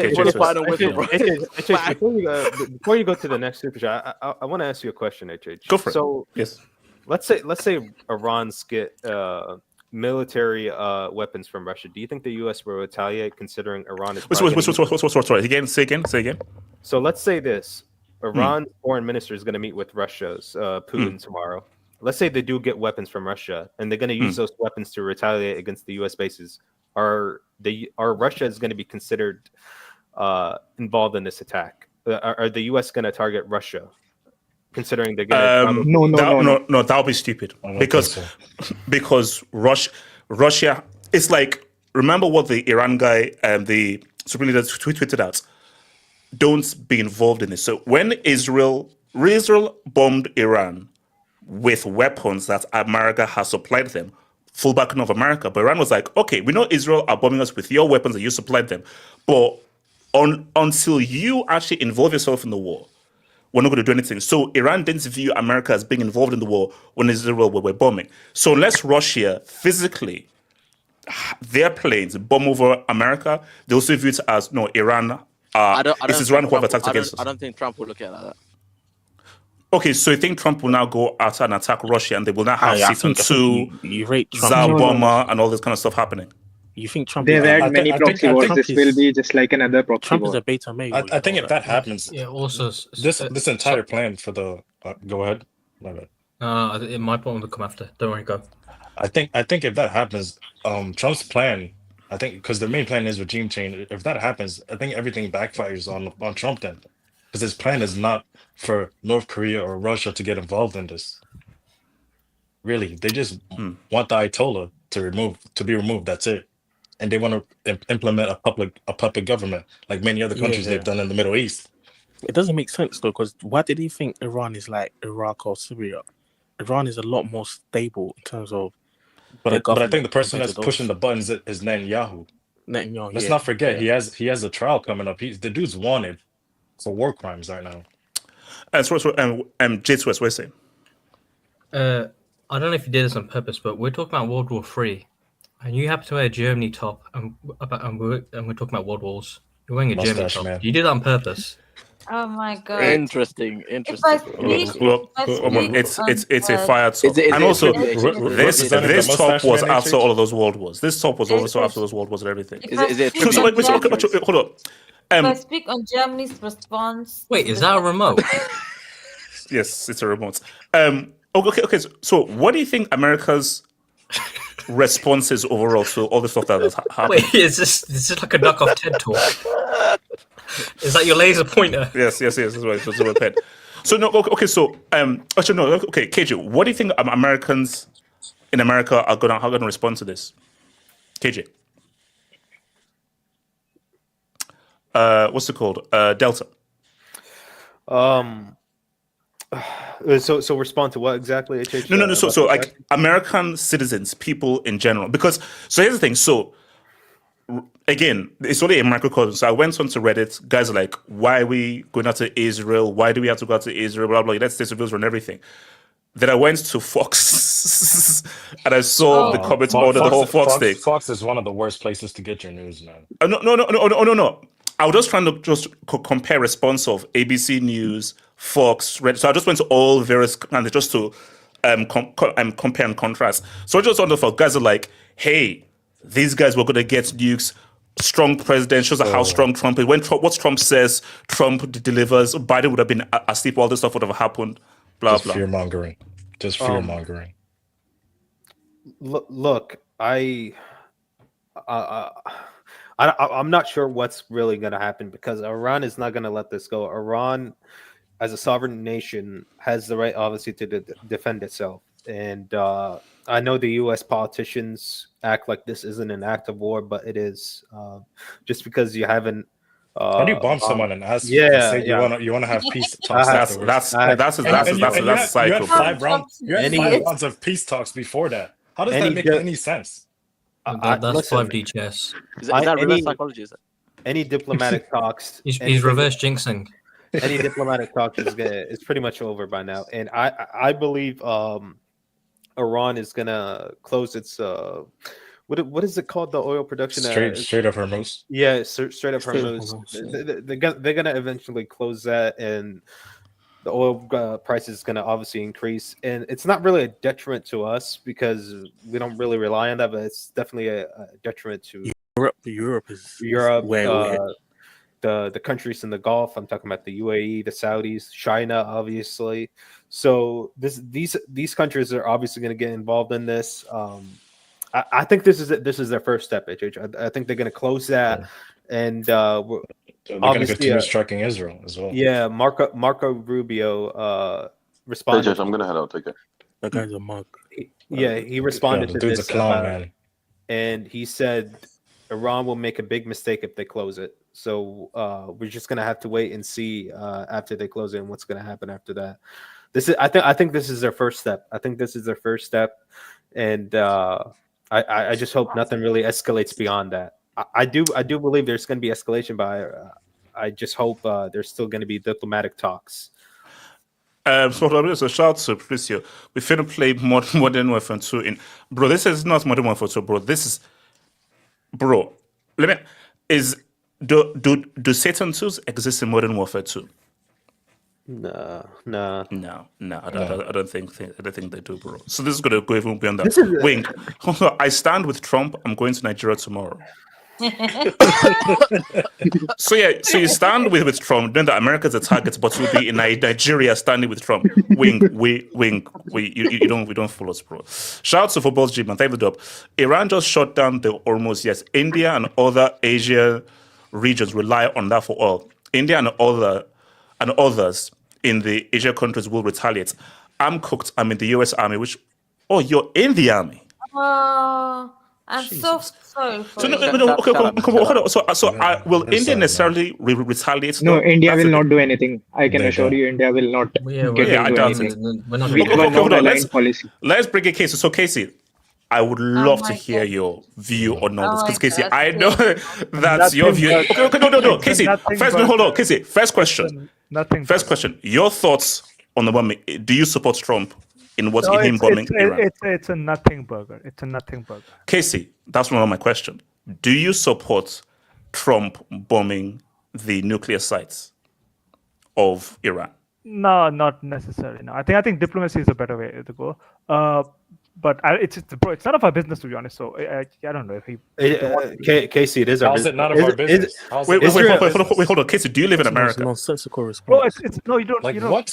What are these comments? Okay, wait, hold on. Let me Casey. No, I just think if you're Israeli, you don't want Iran to have nuclear bombs for very obvious reasons. When they say they're gonna destroy your country, so yeah, I get because that. You're attacking them and you're committing a genocide on the Gaza Strip. I'm not entering into that discussion. But they have been saying that for like the last 40 Everyone years. loves to leave that out. I don't get it. Yeah. It's Yeah. always, it's They need to never cause why. a genocide. Why are they doing this? Okay, yep, whatever. But the point is that Whatever. No, wait, hold on. Right, I'm Casey, you can't just say whatever. No, I'm saying 55,000 people have died. Okay. So what's your response to that? Are you saying that is a lie or that isn't involved in that? No, but Iran has been before this war. Iran has been saying that they're going to nuke Israel for like I think like 30-40 years. I mean, okay, if they could be bluffing. And Whatever. so has Israel. They've both been antagonizing each other. How can you say no? Okay, so Iran doesn't want Israel to have nuclear bombs. Happy? They both don't want each other to have nuclear bombs. They already have them. That's besides the point. I know. No. What he's saying is neither side wants nuclear weapons. Yes, that's the whole point point. is. I'm just saying. I agree. And I don't want to. Casey, continue.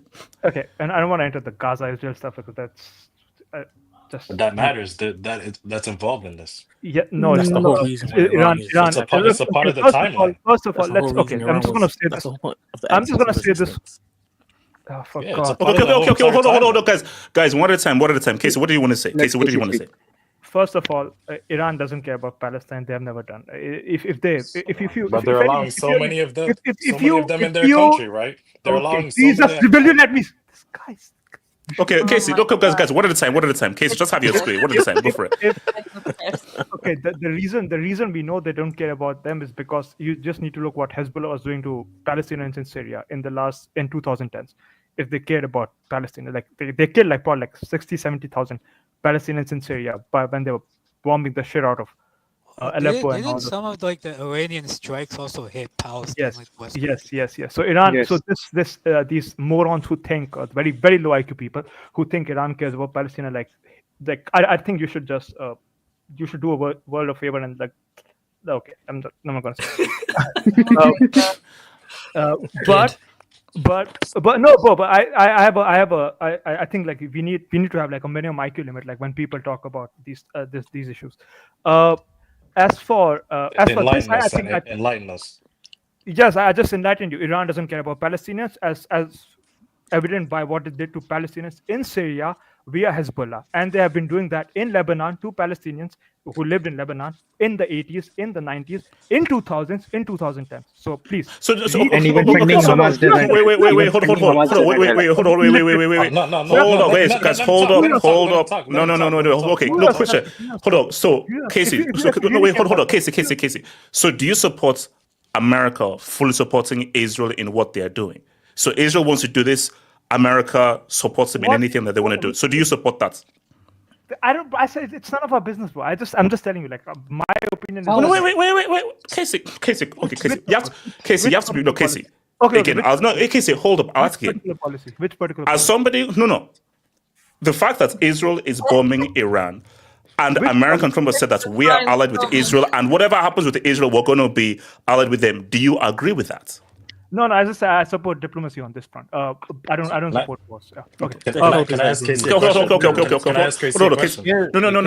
Let's just finish the point. I'm just saying, right? If anyone here, I repeat, if anyone here is like idiotic, low IQ, inbred enough to think that Iran cares about Palestine, please just read two or three. Okay, just focus on what H said. What's the point? Just make your points. Land the plane already. Casey, you can't say you support diplomacy after Israel pretty much killed their nuclear negotiator. No. I said he still said what they're doing. He's saying both sides are what they're doing are bad anyway. So I said it's the like same thing. It's better to like not have wars. That's what I'm trying to say. Okay, but they started this. Israel attacked Iran. That's why I said I don't support. I said like support diplomacy. How many times do I have to repeat that, bro? Come on. There isn't gonna be diplomacy because. So okay. Wait. Hold, guys. Just let Casey go. 1 second. So Casey, just have your points. Nobody interrupt. Make your points. Good. Yeah. Go. No. But on this particular incident, I think it's a nothing burger. I think like. And they have been stressing this a lot, that this is just like a precision strike. They don't want a war. How true is it? Like, only time will tell. But for now, I think it's a nothing burger. And World War III and all that, book. Stop this, bro. Come on. Like, this is... Come on. Stop it. So why do you think none that of there that is is no chance of a world war, of this escalating into potential World War III? There's never a non-zero probability for anything, but the True. reasoning is simple. Iran can't even control its own airspace, bro. Like, what World War III are we talking about? Yes. But they can't even control their own airspace. Bro, do you get your news from CNN? Yeah, where do you get your news, man? Bro, they entered your they entered your country, bombed like 3 of your nuclear With sites. nobody can defend a B2. No one can defend that. No, but they B2 can't. No, because but it's a stealth airplane. but You can't they couldn't detect defend. it flies so high up in the air. Okay, but but he's saying how you can have a World War II when America can just infiltrate your airspace just like that. That's the whole point. No, and here's the thing, like, that's what the whole point is. They can't even detect the IF's F-35s. So I just said that. It's impossible. Like, it's not impossible. It's unlikely. It's super unlikely. I think like they're probably gonna come to the table, talk and all that. I think for now it's a nothing burger. I don't know. So okay. So Casey, so what do you think Iran's response is going to be? I think they're probably gonna send a few missiles to U.S. bases in I think in Iraq or Syria, but Bahrain. They're not going to do that. So, okay. Wait. Okay, so Casey, so if they do that, then how will America then respond? Oh, I don't think those missiles are going to reach them because, like, America actually has interceptors that can easily. No, they don't. Listen, the Iron Dome's been failing. Wait. Hold on. I just want clarity. So, Casey, we are saying that Iran have zero capability of harming any American bases in the Middle East. Tangible harm. Maybe like a few missiles will pass through, but like a tangible thing, no. They don't. Okay. So basically, Iran cannot do any tangible damage to any American bases in the Middle East. I don't think so. It's crazy as an American, you think your enemies Casey, you said a very key word there. I don't know. Wait, hold on. Casey, you said a very key word. I don't think so. Yeah. Think. That's the key word there. Think. Yeah. Because I'm not, bro. I'm not a military expert on this, but from what I have read, like. But you're speaking like you are. No. That's why because everybody on air is speaking like that. Wait, hold on, Casey. And the beauty of having this discussion is, this is a guy in the army. This is someone who likely is in the army, and this is a message that he's received from his higher ups in the army. So if he's received this message, we know that none of us have the kind of intelligence that his higher ups have. So. And this could very well be a fake. That could be the other side. No, but Casey, what you're not getting is Iran possibly have one of the most developed ballistic missiles in the world, and they've been getting aid from Russia.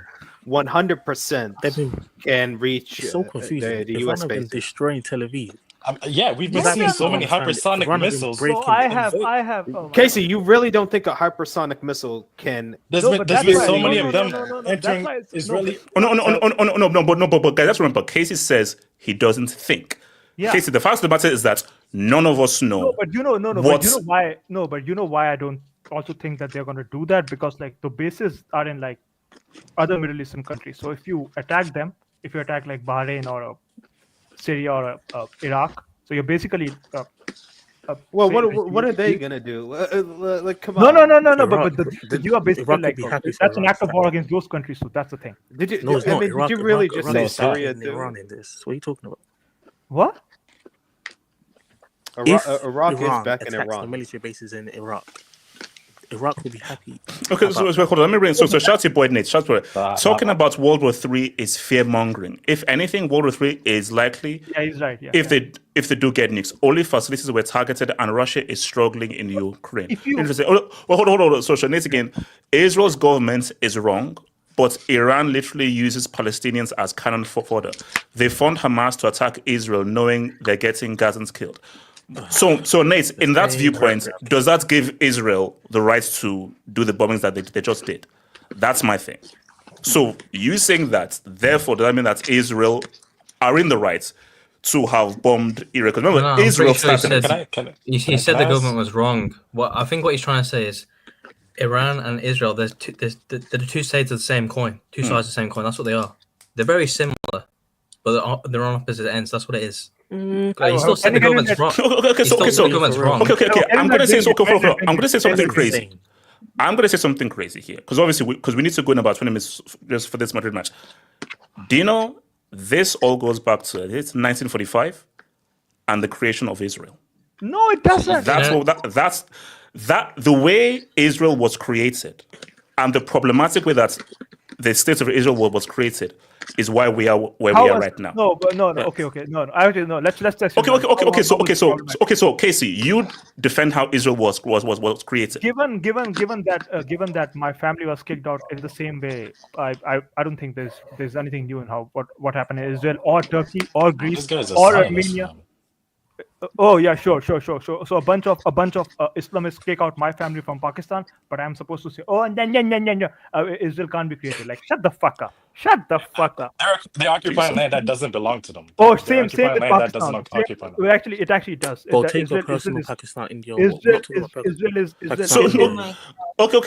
hold on. Okay, so so you feel that what happened with Israel is fine because similar things have happened in other places. I don't know. You call Palestine. Wait, hold on. One at a time. Casey. No, I think in between 1900s to 1950s, a lot of states were created, including India, Pakistan, Greece, Turkey, and a lot of ethnic cleansing happened during that time. Every group of people who were impacted by that. Okay, hold on. And Casey, in those instances, do you think that was right? No, I don't think what happened to my people in Pakistan was right. I don't think what happened to Muslims in India was right. I don't think. Okay. Do you think what happened to Middle East Arab Jewish people like Moroccan Jews, the Libyan Jews, the Algerian Jews, the Iraqi Jews? Read about Farooq, what happened to Iraqi Jews there. Do you think that was right? No, but again. No, because this is Casey, we have to wait. Hold on. Casey, we have to. No, Casey, I'm just relating this to the discussion we're having. No. Do you feel that how Israel was created was right or wrong? Israel was created like any other country. If you think any Casey, I'll ask again. Do you feel the way Israel was created was right or wrong? He's not going to answer. No, which part do you have issue with, like with the creation of Israel? Casey, in 1945, when the UN Assembly came together and came up to create Israel because they needed to give a place for where those people should live, and that nation was created in 1945. In 1945, do you feel the way it was created was right or wrong? Yes or no? Around 47, the creation of Israel around 47. Listen, like here's a simple answer. Dude can't answer the question, man. Moving the goalposts. Was it right or was it wrong? The way it was created. What the two states? No, I don't think. No. I don't think any state creation between 1900s to 1950s was quote unquote right. But the thing is, listen to me. No. Here's my issue with you, guys. You don't care about what happens to Hindus in Muslim countries. You don't care about what happens to Christians in Muslim countries. All of them have been wiped out. All lives matter. No, you don't. Oh, yes.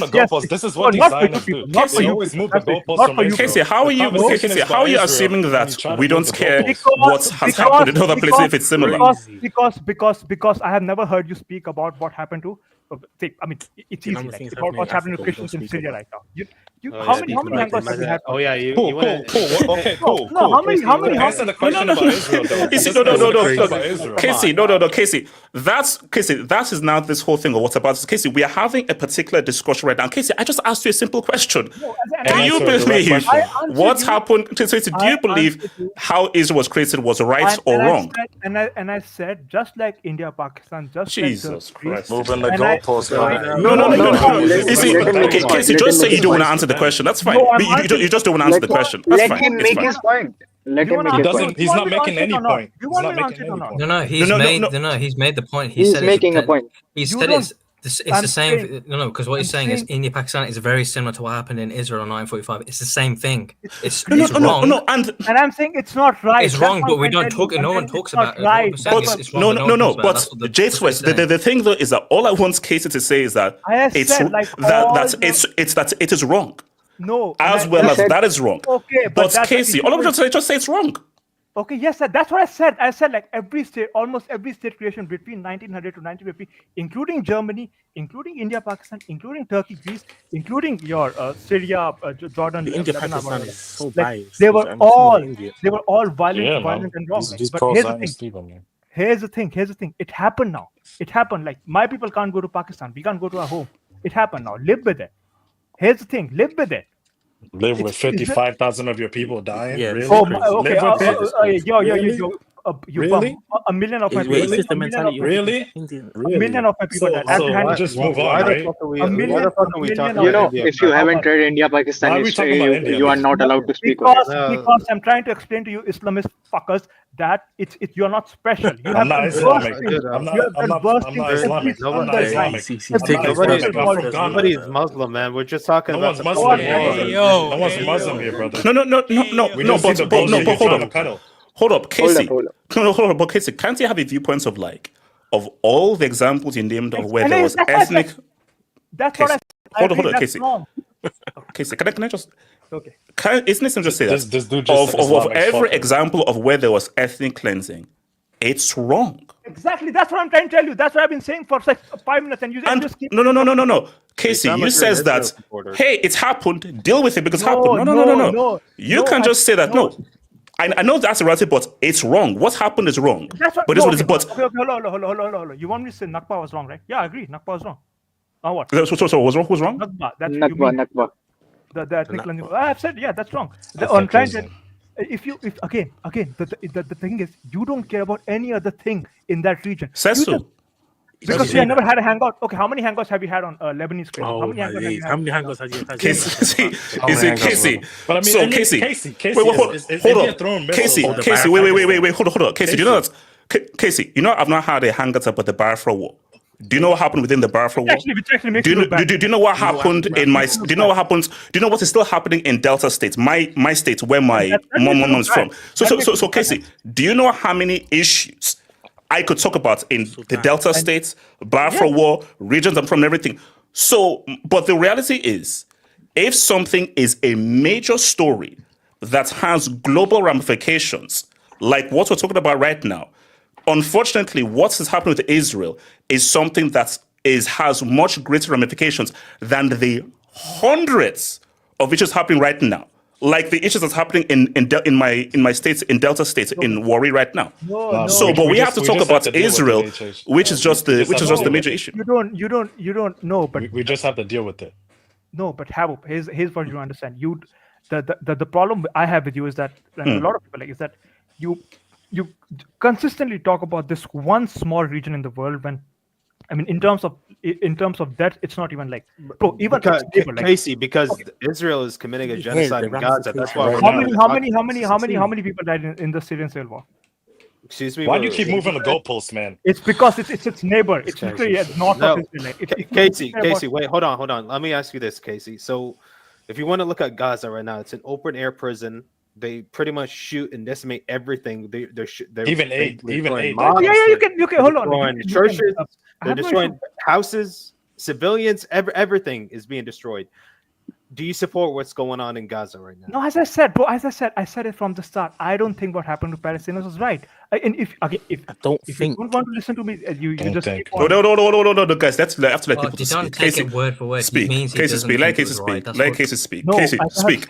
As I've said, almost every single state creation from 1900 to 1960, be it Israel, Palestine, Turkey, Greece, the division of Germany, and what happened to Sudeten Germans and everything But we're talking about now. Wait, come on, guys. We have to let people speak.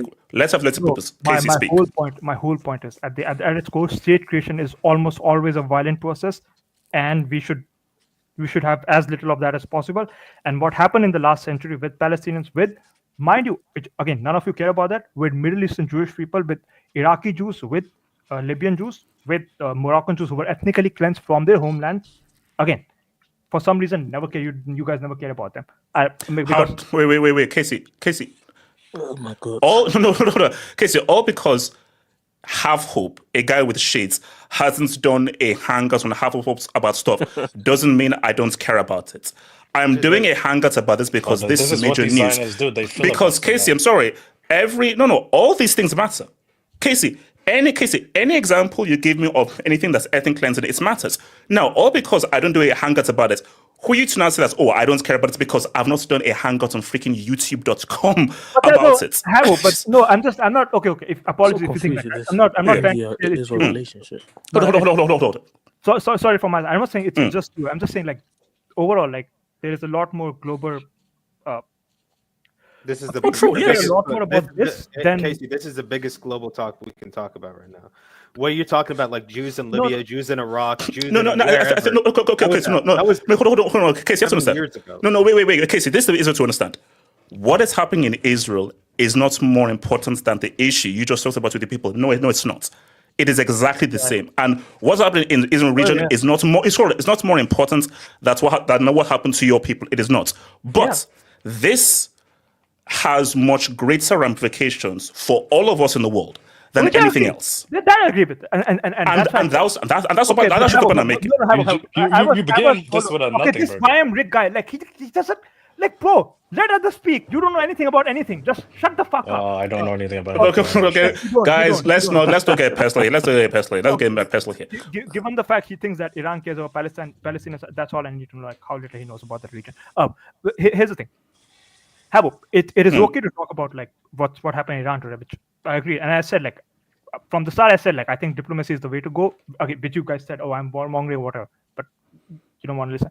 All I'm saying is these guys started bringing up Gaza, Palestine, which is not like, which has nothing to do with like Iran and Israel, like, which is a different, believe it or not, it's a different issue than Israel. Iran is different from Israel, Palestine. Because I repeat for the 1,000th time, Iran doesn't give two shits about Palestinian people. Iran has killed probably like 60,000-70,000 Palestinians in the last 20 years alone, which as I said, you guys don't care about it because I didn't see any hangouts when Hezbollah was literally mass murdering Palestinians in Syria. No one cared about it. No one cared. But since October 7th, how many Palestinians have been killed by Israel? It's around 55,000. From 55,000. That's wow. Okay. Okay.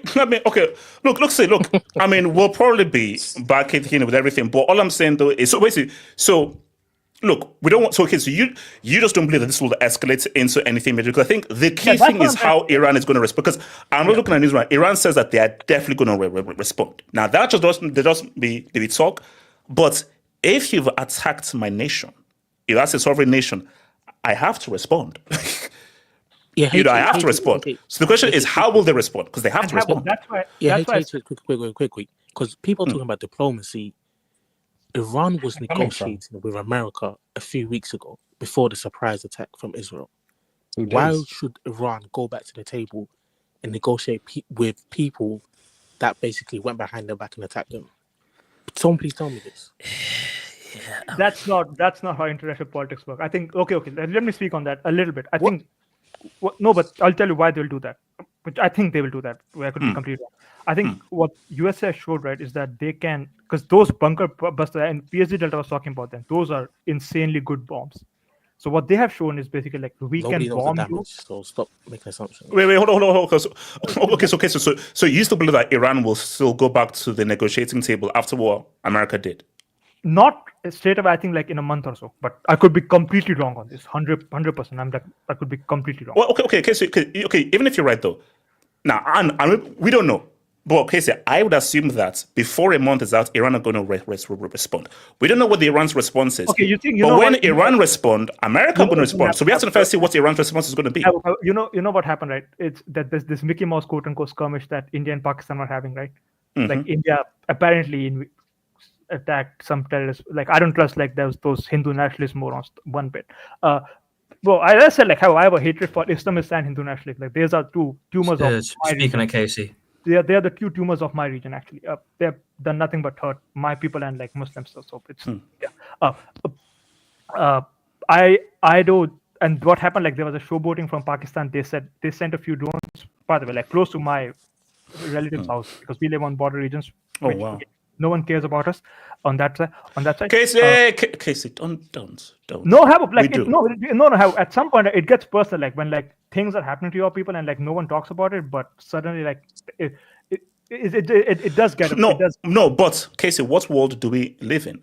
We live in a world that is Eurocentric and controlled by Europe and America, and they will tell us what matters. Again, no. Casey, right now, do you know what's happening in my states, in Delta State?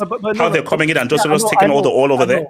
And no one is saying anything about how my people are getting screwed over all that is actually ours in Delta State. So I know about Nigeria and by far like it's I've read decent about that, but what I'm trying to say, like India and Pakistan was important at that time because both of them have nukes and both of them has nut jobs in power. That's the issue. So that's why, bro, I was shit scared when that was happening, but no one said a word. But thankfully, people with common sense prevailed, and like the war ended in like quote unquote war ended like in a week. My hope here is the same, that cooler heads will prevail. There will be a few skirmishes with American bases. At the end of the day, hopefully we reach a diplomatic solution, because it's easy to like sound the drums of war like if you're not like on either side of that. Like, and I'm telling it from personal. Casey, I have a question for you. Hold on, because when this was rounded, so let me just hear quickly from Nate and then RDS. So Nate, your thoughts on this, Nate? Okay, so first I'll just respond to what Casey was saying. I do think he went a bit too far with the rhetoric about like, oh, just deal with it. But I do agree with certain parts of what he said in terms of there being like a double standard for Israel. And like, let's go before even this whole conflict started, before 50,000 Gazans were killed. And I'm not saying it's your fault, but in the past, you did make videos about the Israel-Palestine conflict, definitely more so than other political issues. I don't think it's because you have a double standard for it, but I think that the world and the political sphere in general has a double standard for it. And then you kind of fell into that narrative. And I do think that that is definitely a real thing. For example, like Casey mentioned, Jews that were expelled in mass, like hundreds of thousands of people from many Arab countries. 800,000 to be exact. Yeah. Yeah, like even my own relatives, some of them come from Morocco, from Egypt, from other places, right? And when people talk about Israel, they're like, oh, go back to Europe. All these people are European colonizers. But what about Jews who came from Syria? By the way, Nate, just stop you on that. Like I have like a lot of Israeli friends. 60% of Israel is Arabic, by the way. Like hold on. So Nate, quickly can I ask, wait, are you partly Jewish or no? No, I'm entirely Jewish. Okay, cool. Some of my family is descended from are Ashkenazi Jews, like descended from Europe, and some of them are descended from Arab countries. So they're called like Sephardi Jews. Mizrahi or Sephardi? Sorry? Mizrahi or Sephardi? Well, they're kind of used interchangeably. Because a lot of Sephardi Jews who originally came from Spain, when they were kicked out after the Inquisition, they moved to different Arab countries. And like, it is true. You believe your land was promised to you 3,000 years ago? Okay. Delton.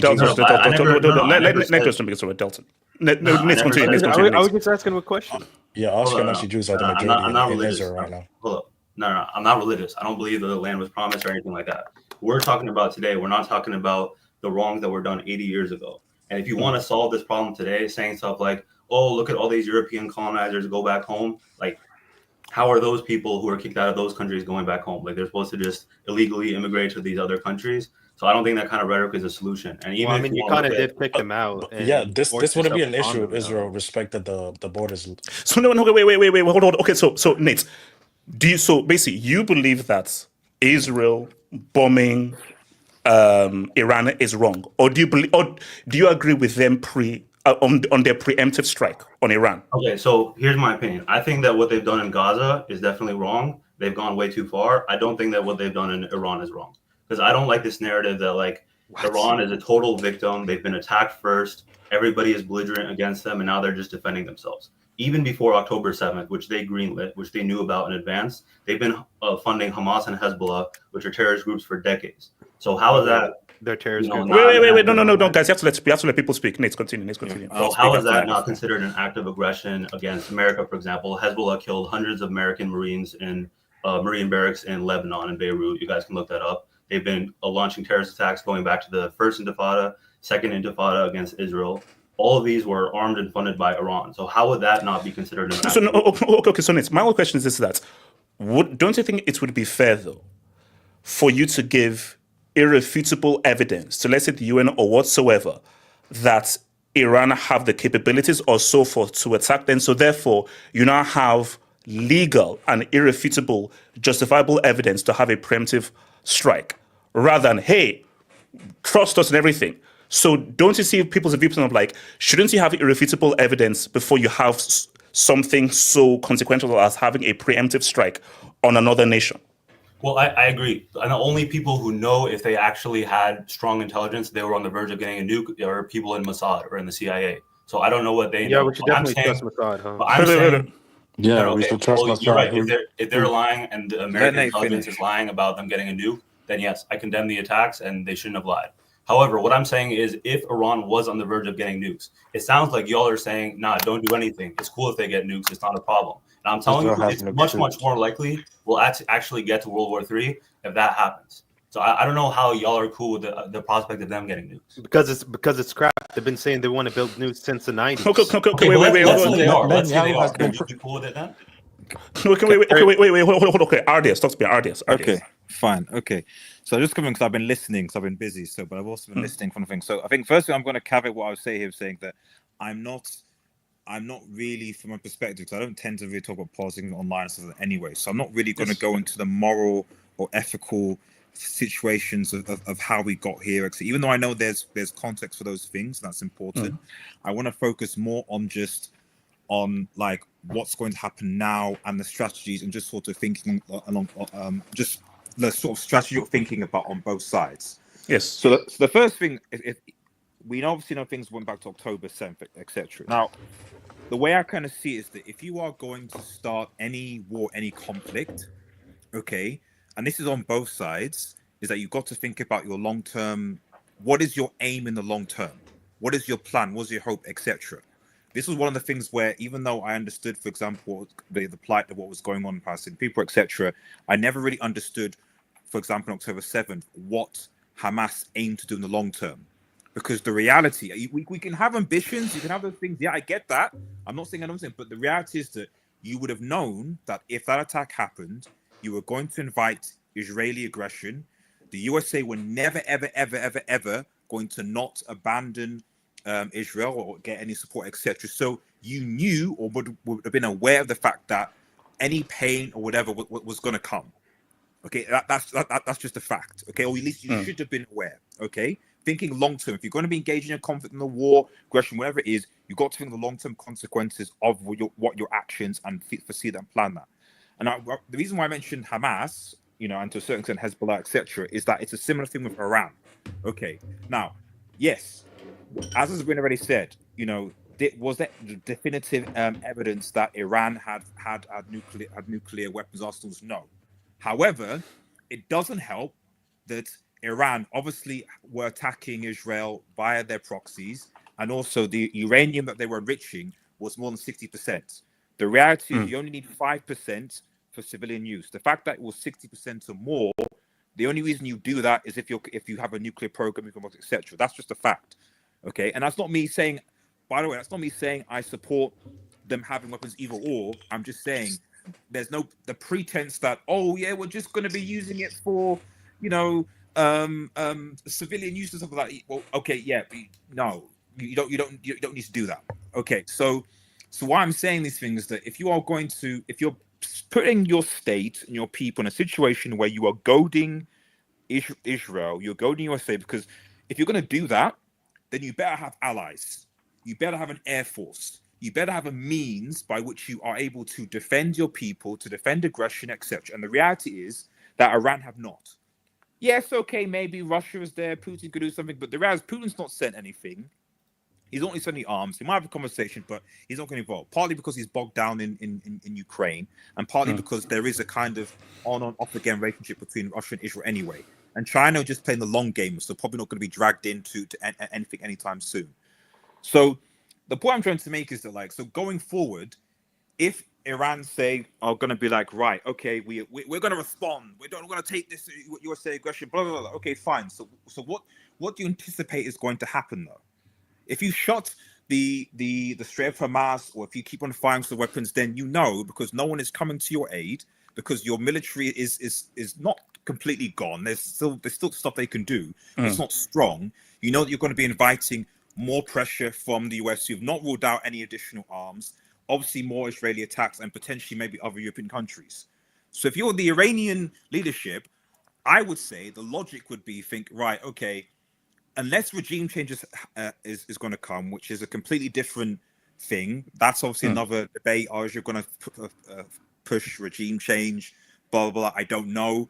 If they do, that creates a whole new set of problems. And I think that's the key thing to look. Are they going to push that? Because if they are they going to bring the Shah back? Are they going to bring their own puppet? Madrid almost I thought conceded. this was supposed to destroy their nuclear proliferation. No, I they're thought not. that was So the this purpose. is the thing. The whole nuclear. Okay, so one thing that people need to exaggerate. This whole they've destroyed nuclear. No. Okay, like at the end of the day, like nuclear technology, it's knowledge, and at the end of the day, Iran can at any point in the future can rebuild these things, maybe in about 5-6 something years. No, but that was the purpose of these 60% attacks. uranium. So, Yeah, that was the they've purpose got of these attacks. uranium-rich countries. So the idea that like, oh yeah, that they can never not make them again, like it's nonsense. Of course they can. So at some point there will have to be a diplomatic solution to the whole thing. It's just right now, if you are the Iranian regime, like logically, the next step cannot be right. We're just going to just attack the US. Oh no, that's a bit because Iran have to.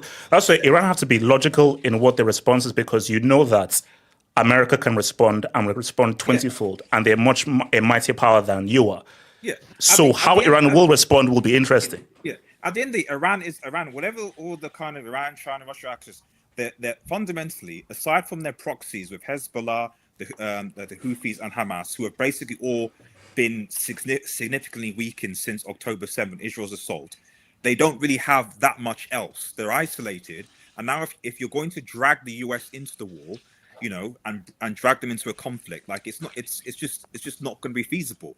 I'm not saying that the USA and Israel are going to force a forced regime change, which may involve boots on the ground, and then that's a whole political conversation in the US. Trump will be unpopular, probably doesn't want to do it, so probably this isn't going to happen.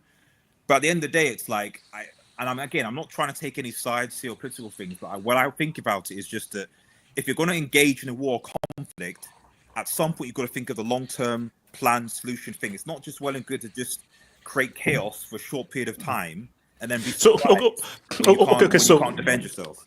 So do you think Israel was right or wrong with a preemptive strike? I don't have an opinion either way, because if you're an Israeli, you probably think, okay, yeah, he was right, because at the end of the day, any citizen of any country is going to be like, we want the government to do to have our interests on heart, to protect us, to provide safety, etc., etc. So I'm not going to say to the Israeli people whether they're right. I'm not going to say to the Iranian people whether they're right or not. I'm being diplomatic here. So I just think of it in terms of, okay, but do you actually have, what is your long-term plan, your long-term solution for the conflict that you're beginning to engage in? The same reason I told Israel is, what's your long-term plan for Gaza? Because you can't just keep on bombing the place and then, okay, what's going to happen afterwards? Like at some point, RDS. That's what they're doing, right? In Gaza, they're not giving aids anymore. They're pretty much shutting down all electronics. By the way, Delta. Yeah, I'm not saying there are no issues there, but just my overall points with any conflict engagement as a general, you know, same thing with Vietnam, Afghanistan, Libya, things, etc., is that unfortunately we're people as humans, we seem to be very much emotional, kind of like, right, easy solution, now fix it, bomb it, gun, etc. We don't think about, oh yeah, get rid of Gaddafi and then Libya will be fine and everything will be okay. Forget about the 2-3 civil wars that happened afterwards, or just get rid of Saddam Hussein, everything will be well. Oh no, look at Iraq. Like Iraq is a mess now. It's a mess. Stuff like that. So, but the thing is, it's not to say that those people in them were good. But it's just that if you're going to engage in these complex, often things, especially because you've got different ethnic groups, religious group makeups, you have to be thinking strategically and be thinking about the long term. And my worry about this whole conflict has always been is that people don't do that. They just action first. And then we'll worry about what happens. Oh no, but we saw that in Iraq. Yeah, no, in Iraq we saw that was purely short because long term, look at Iraq now. It's a complete mess, and Iraq is worse now than it was under Saddam Hussein. So Nate, you wanted to ask Delta something, Nate? Yeah, so I was responding to what Delta said before. He was asking like, "Oh, what evidence do you have that they were about to build?" Well, Sensio got a red, man. Wow. Oh, So am I just going off Mossad? And one key detail I forgot to mention, even if it's not like, oh, they're about to get a nuke next week or next month, you're making it seem like they haven't been trying to get one. And like going back to the 90s, like, oh, they've been saying they're on the verge of getting ones to the 90s. They actually have, and they've been setting them back. That's where you're wrong. They haven't, dude. If they wanted to build a nuclear weapon, that's just lies. Hold on. Let me answer this question. Let me answer this question. Hold on. Okay. Hold up. Delta. Wait a second. Delta. Yeah, hold on. Let me just answer this question. So, dude, if they wanted to build a nuclear weapon like you assume they wanted to, they could have done it under Biden. I mean, Joe Biden was never going to attack Iran. They had 4 years and they were already enriched 60%. They had 4 years to do that, and they didn't do it. So what makes you think they're going to do it under Trump? They never wanted to make a nuclear weapon. This was never about okay. Wait. So then why are they enriched 60%? Wait. Defense from Israel. No. I mean, Nate. Here's the thing, though, is because this relates back to 03 with Saddam Hussein. Weapons of mass destruction. He has WMDs. He has WMDs. We believe he's got WMDs. We believe he has WMDs. An inspector went there and they did not find the evidence. So, Nate, the key thing is that you may be right, but you have to have irrefutable evidence. And as I've said, Nate, no, hold on, Nate, as I've said, the UN is completely useless. In an ideal world, there should be a international police that says we have this evidence that Iran have this. The only pushback I have is like I said, it's like okay, yes, I agree, and I'm not saying this is racial or something like that. However, what I would still say is that at the end of the day, there is no reason why any nation, if they're not considering a nuclear program, should have enrichment levels of uranium up to 60%. I mean, if you're allied, I'm not saying that they have a weapon. So why does Israel have nuclear weapons already? So moving the goalpost, that has nothing to do with this. Of course it does. But that's actually very key. So Nate, do you think Iran has a right to have nuclear weapons, or you don't think they have the right to have nuclear weapons? They do not have the right to get. It's not even a matter of whether anybody has a right. The reality you're telling another country. But Nate. So this is about enriching uranium to have nuclear capabilities. So this is to stop them from having nuclear capabilities. So the question is pertinent. Do you feel that Iran have the right to have nuclear weapons? Because if you think they do not, then preemptive stop them. So the overarching question is, do you believe they have the rights to have nuclear weapons? That's the first question. Okay, so first, no. Based on their actions, based on their words of saying we want to destroy Israel, we want to destroy America, the fact that they funded terrorist groups, but also about the thing that he was saying, like, oh, well, wouldn't they have established a nuclear weapon by now? Wouldn't they have continued to develop their program? Why are they at 60% enriched uranium if they're not trying to build a nuke? That's more than 10 times what we need. So hold on. So the key thing is, because this is what I said initially, is if Iran have nuclear weapons, the main thing they will do is to nuke Israel, based on the rhetoric. That's what I believe. Let me finish the first thing first, and then I'll answer that. So in terms of not having a right to have a nuke, ideally nobody should have a nuke. Like nobody in the world should have a nuke. It's just making the world a more dangerous place. And the first time that it's used, the first time a nuclear weapon is used from this point forward, it will probably send us all into the Stone Age. So ideally, nobody has a nuke. But a country that would be particularly dangerous with a nuke is Iran. Anyway, so ask the question you just asked. No, but I think because that's what's there, because obviously you know the concept of the nuclear deterrent. So Iran have a nuke. We're now about to nuke Israel. Well, Iran, if you nuke Israel, you're going to get nuked. So you'll both get nuked. So the whole concept is either we all get nukes or no one has nukes. Because if we all have nukes, that means that... Okay, wait, Casey. Wait.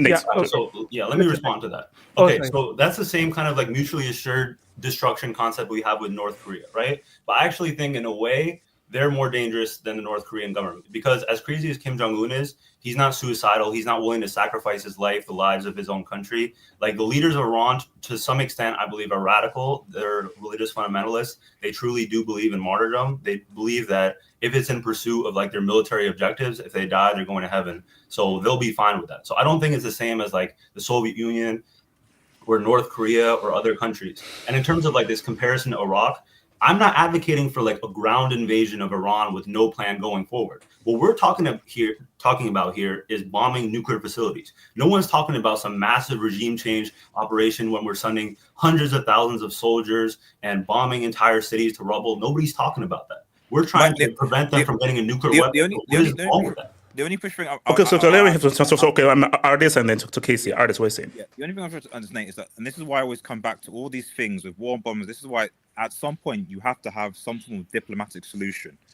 At some point, because if there, in this case of Iran, obviously, if there isn't any, and I don't know what the Israelis want, because I assume they want, murmurings that they want to bring the Shah back. They want a moderate Islam, and that's going to have its whole set of problems. So that's obviously going to be something to watch out for, whether the Israelis want to really, really push regime change or not.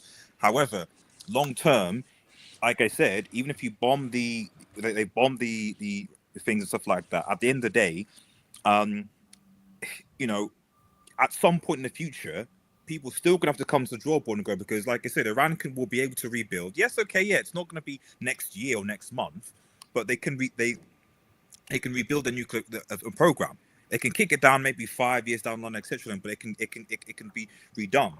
And so the point is that like a long-term solution is not going to be just to constantly just bomb and bomb and bomb and bomb and bomb until sometime the Iranian regime will maybe decide that they don't want to be bombed anymore, for example, because potentially things change. Maybe in a few years' time, Russia, China, maybe there's different technology, different things that get involved that change things. Just like how now the circumstances benefited Israel for them to attack now, in 5 years' time, will not be the case.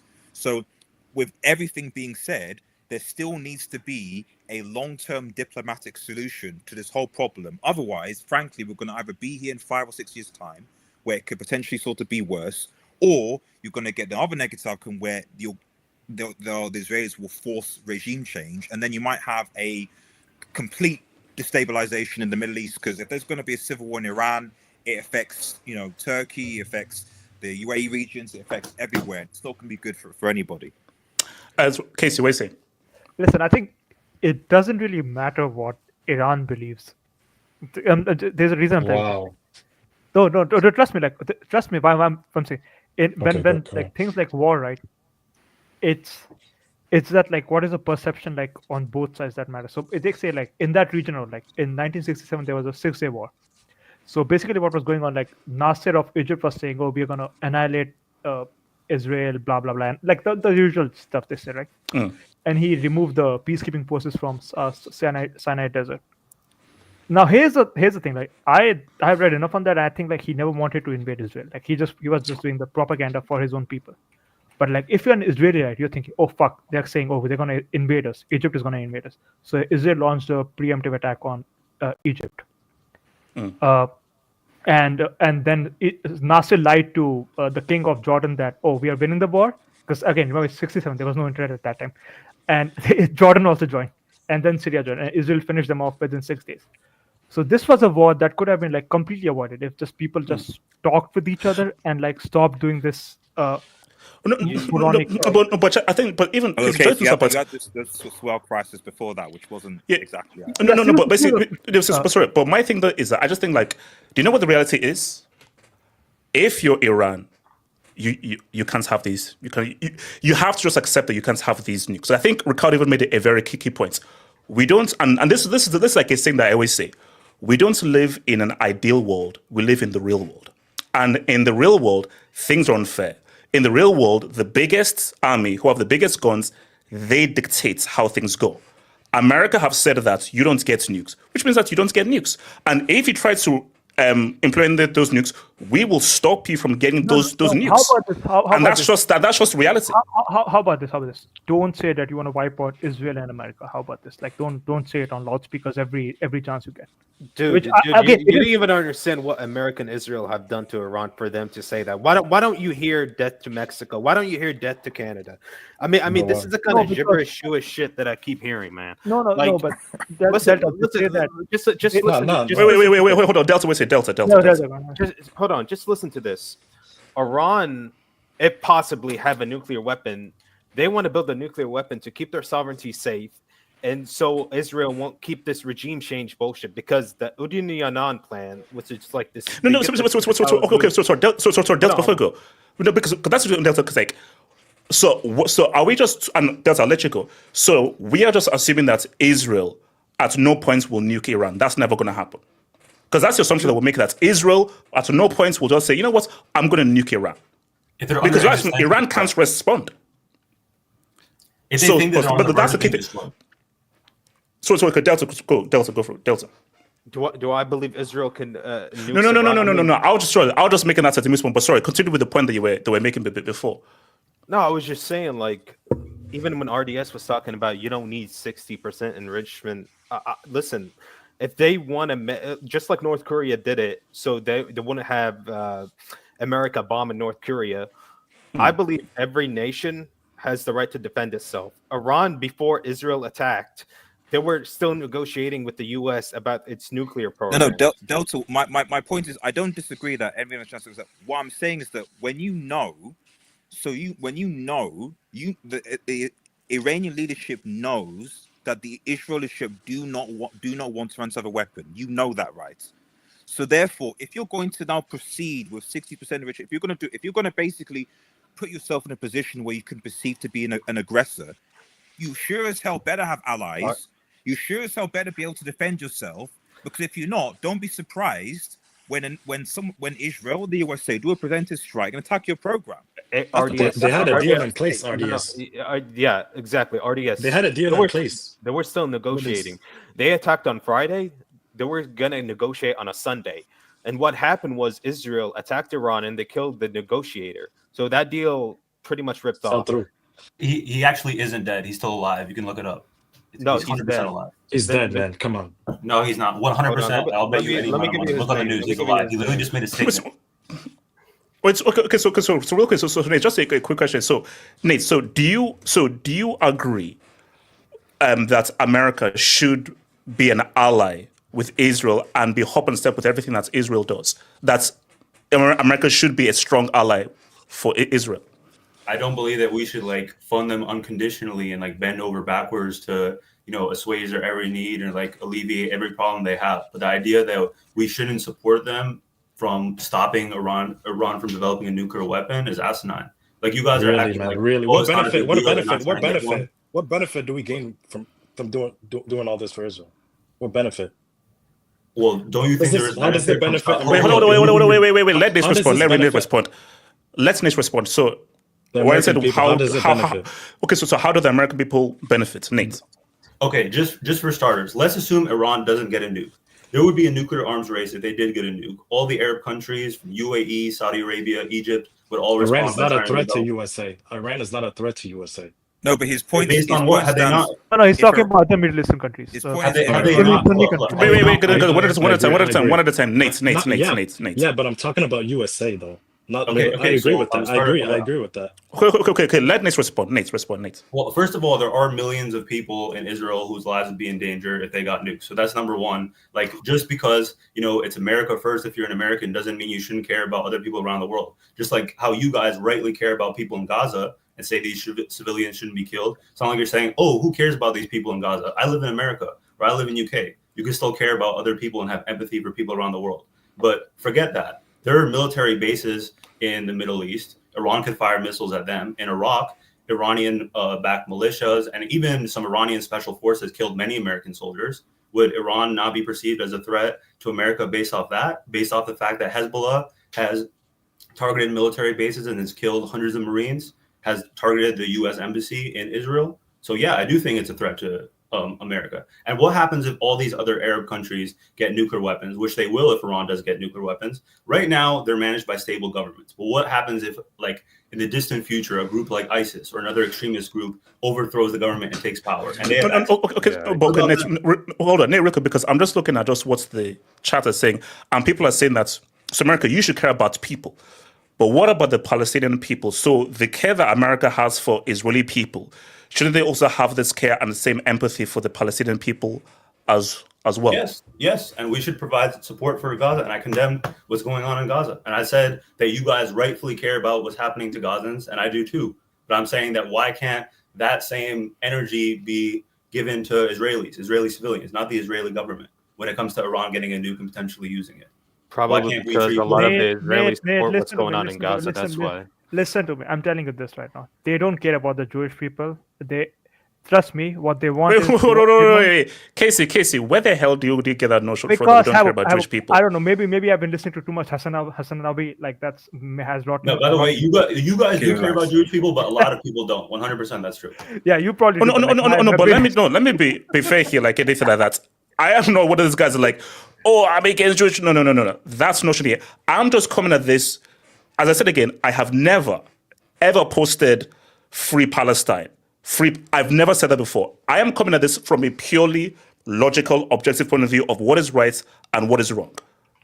And that's my whole thing. And also, Nate, as I said initially, Nate, I just feel that, and Okay, this could go into a very complicated issue. But we had a whole thing that I just feel that during my research that the way that Israel was created was problematic. That's the way in which it was created was problematic. You can hold on to that. You can hold on to that. Sorry, that's a whole separate. One second, Nate. Sorry, one minute. You can hold. No one's. This is what I've been trying to say. Like, people were gonna at the end they're gonna have different sides and whether the where it's created or stuff like that. Okay, fine, regardless. But when it comes to what is happening right now, okay, and when it comes to you being in a war, at the end of the day, like if you're going to engage in any sort of conflict, you have to be able to find a reason to either to complete the conflict, finish the conflict, and see what the long-term consequences are. The reality is, from the Iranian government's perspective, it makes no logical sense from what's happening right now that you decide, right, you know what we're going to do? We're going to attack all the US bases now. We're going to potentially bomb other European, like say UK bases that are there. We're going to continue firing Israel because that is going to magically make the state of Iran. So basically, so you're saying that Iran's mistake was carrying on with this enriching of uranium, knowing what the consequences would be, and knowing that they couldn't respond to those consequences. What I'm saying is like, so this is why, for example, for example, with China, I can understand because China's maybe a bit more shrewd in terms of they clearly have a long-term goal in mind, which is what they're thinking because they've been around for 5,000 years. So they have a long-term goal in how they're going to oppose American interests. They're thinking more of the long term.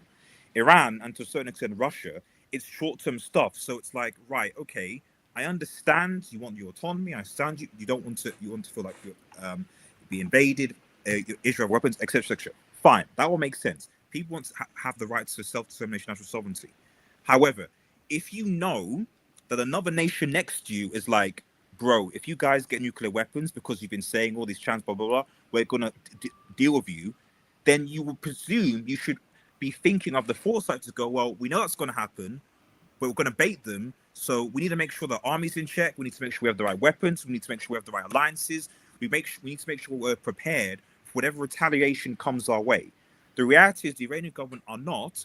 They're a weakened position than they were now previously. And now they have to make a choice as to whether or not they're going to continue to the regime anyway, not the Iranian people, because the Iranian people are lovely people. They need to make a choice as to whether or not they're going to now say, right, we're going to either risk forcibly regime change, or whether we can say, right, let's wait it out, which is what I think they should do, strategically, wait it out, calm things down, just say, okay, yeah, fine, Americans do what they want, death to Israel, whatever it is, but you know what, we're going to not really fire many missiles anymore, we're not going to retaliate, we're just going to kind of just wait, we're basically going to just wait till everything blows over. Cool, okay, and then Trump is only going to be here for 3 more years. There might be a completely different Congress. We'll bide our time. We might speak to China, might speak to Russia, and maybe if we're going to develop our nuclear program in the future, it's going to be a little bit different, secret, and different sort of things like that. If I was the Iranian government, I would go that way because at least I'm not saying I agree with it or disagree. I'm just saying strategically, that makes more sense because that will lead to de-escalation in the short term and long-term longevity. Israel just released a statement saying that they're going to keep bombing we're going to attack Israel. We're going to attack Iran. Wait, hold on. Let me read this short. So Wing says, I stand with Trump, Casey, Israel, America, and Dede. All right. Thank you, Wing. Thank you, Wing. Thank you for that. It's fair. Libya, Iraq, Iran don't have nukes and have been targeted for various reasons. North Korea with nukes have been left alone. That's why countries want nukes. Kim Jong-un watching Game 7. I mean, what's your point? The only thing I say against the North Korea point is they have China next door, which is their biggest ally. Look at China. Yeah, and by the way, that's the main factor with North Korea. That's why no one messes with North Korea. Listen. Yeah, exactly. RDS. Let's say this. Let's say Iran builds a nuke. Don't you think this actually makes them safe from future Israeli attacks or American attacks? Because Israel still plans on attacking them. They just said that. Yeah, I mean Israel just they literally today, just said that. Like, how can RDS, how can you preach I've diplomacy? seen it. So Delta. Delta. I need to respond to Delta on this. I just wanted to tell RDS about this. Yeah, okay. Israel just today, they say they want to continue attacking Iran. The They want to bombings, yeah. continue bombing civilians. They want to continue bombing hospitals, even though they deny it, even though they do it anyways. They basically want to commit Regime terrorism change. all over. Yeah, they want to commit terrorism all over Iran because they believe. Also, this whole narrative about Iranian regime, they don't give women rights. HH, did you know 60%? Yeah, 60% of the university that contains its women, then the other 40% are men. So this whole like regime. No. So the They literally beat a woman to death for not dressing properly. What are you talking about? That's false. That's false. It's wait. Everybody here, look up. Yeah, you gotta Moscow. stop believing That's these false. propaganda. Delta. Wait. Hold on. What's the artist? Can I go after artist? So the point I'm trying to make, Delta, is this, right? Okay, is that fundamentally, because your argument is that like Iran need to basically develop their nuclear program to protect themselves. Like I said, I'm the person. I'm not going to take a side either way. I'm just thinking practically, logically, in the short term for any regime. The reality is that whatever you say, Iran obviously have been the aggressor. Israel been an aggressor as well. But Wait, hold on. Wait. Let him land. You have to respond. The point I'm trying to make is that at the end of the day, whatever you say, you've obviously via your proxies, you've attacked Israel, right? Okay, those are both been doing it. So I'm not saying Israel haven't been the aggressor. The point I'm trying to make here is that if that's the case, okay, then you have to be ready. You have to be prepared for any backlash that is going to come. Right now, Iran are not. They were not in a position. They don't have allies. They don't have the military capacity to be. Yeah, able but to you don't take know on that, RDS. Israel. You don't know that, man. You don't know this, man. You don't know what they're talking about behind the scene, RDS. That's what I'm trying to tell you. Like you don't know what they're talking. You don't know what the Iranian foreign minister is talking about with China or Russia. No. But I think, but artists, though, I just think though that's like, is it even worth the risk of America engaging in a possible war with Iran? Because even if you assume that they don't have any friends, they're not prepared, is it worth the risk of knowing however Iran are going to respond? That's what it is. It wasn't worth the gamble. But yeah. If America wants to remain the superpower, they will take the risk. They say might be risk because at the end of the day, if Iran basically, like I've said, just go like, okay, fine, we'll not attack US bases, we'll maybe reduce the Israeli missiles, we're not going to escalate, we're going to sort of de-escalate, etc. And like I said, they just bide their time.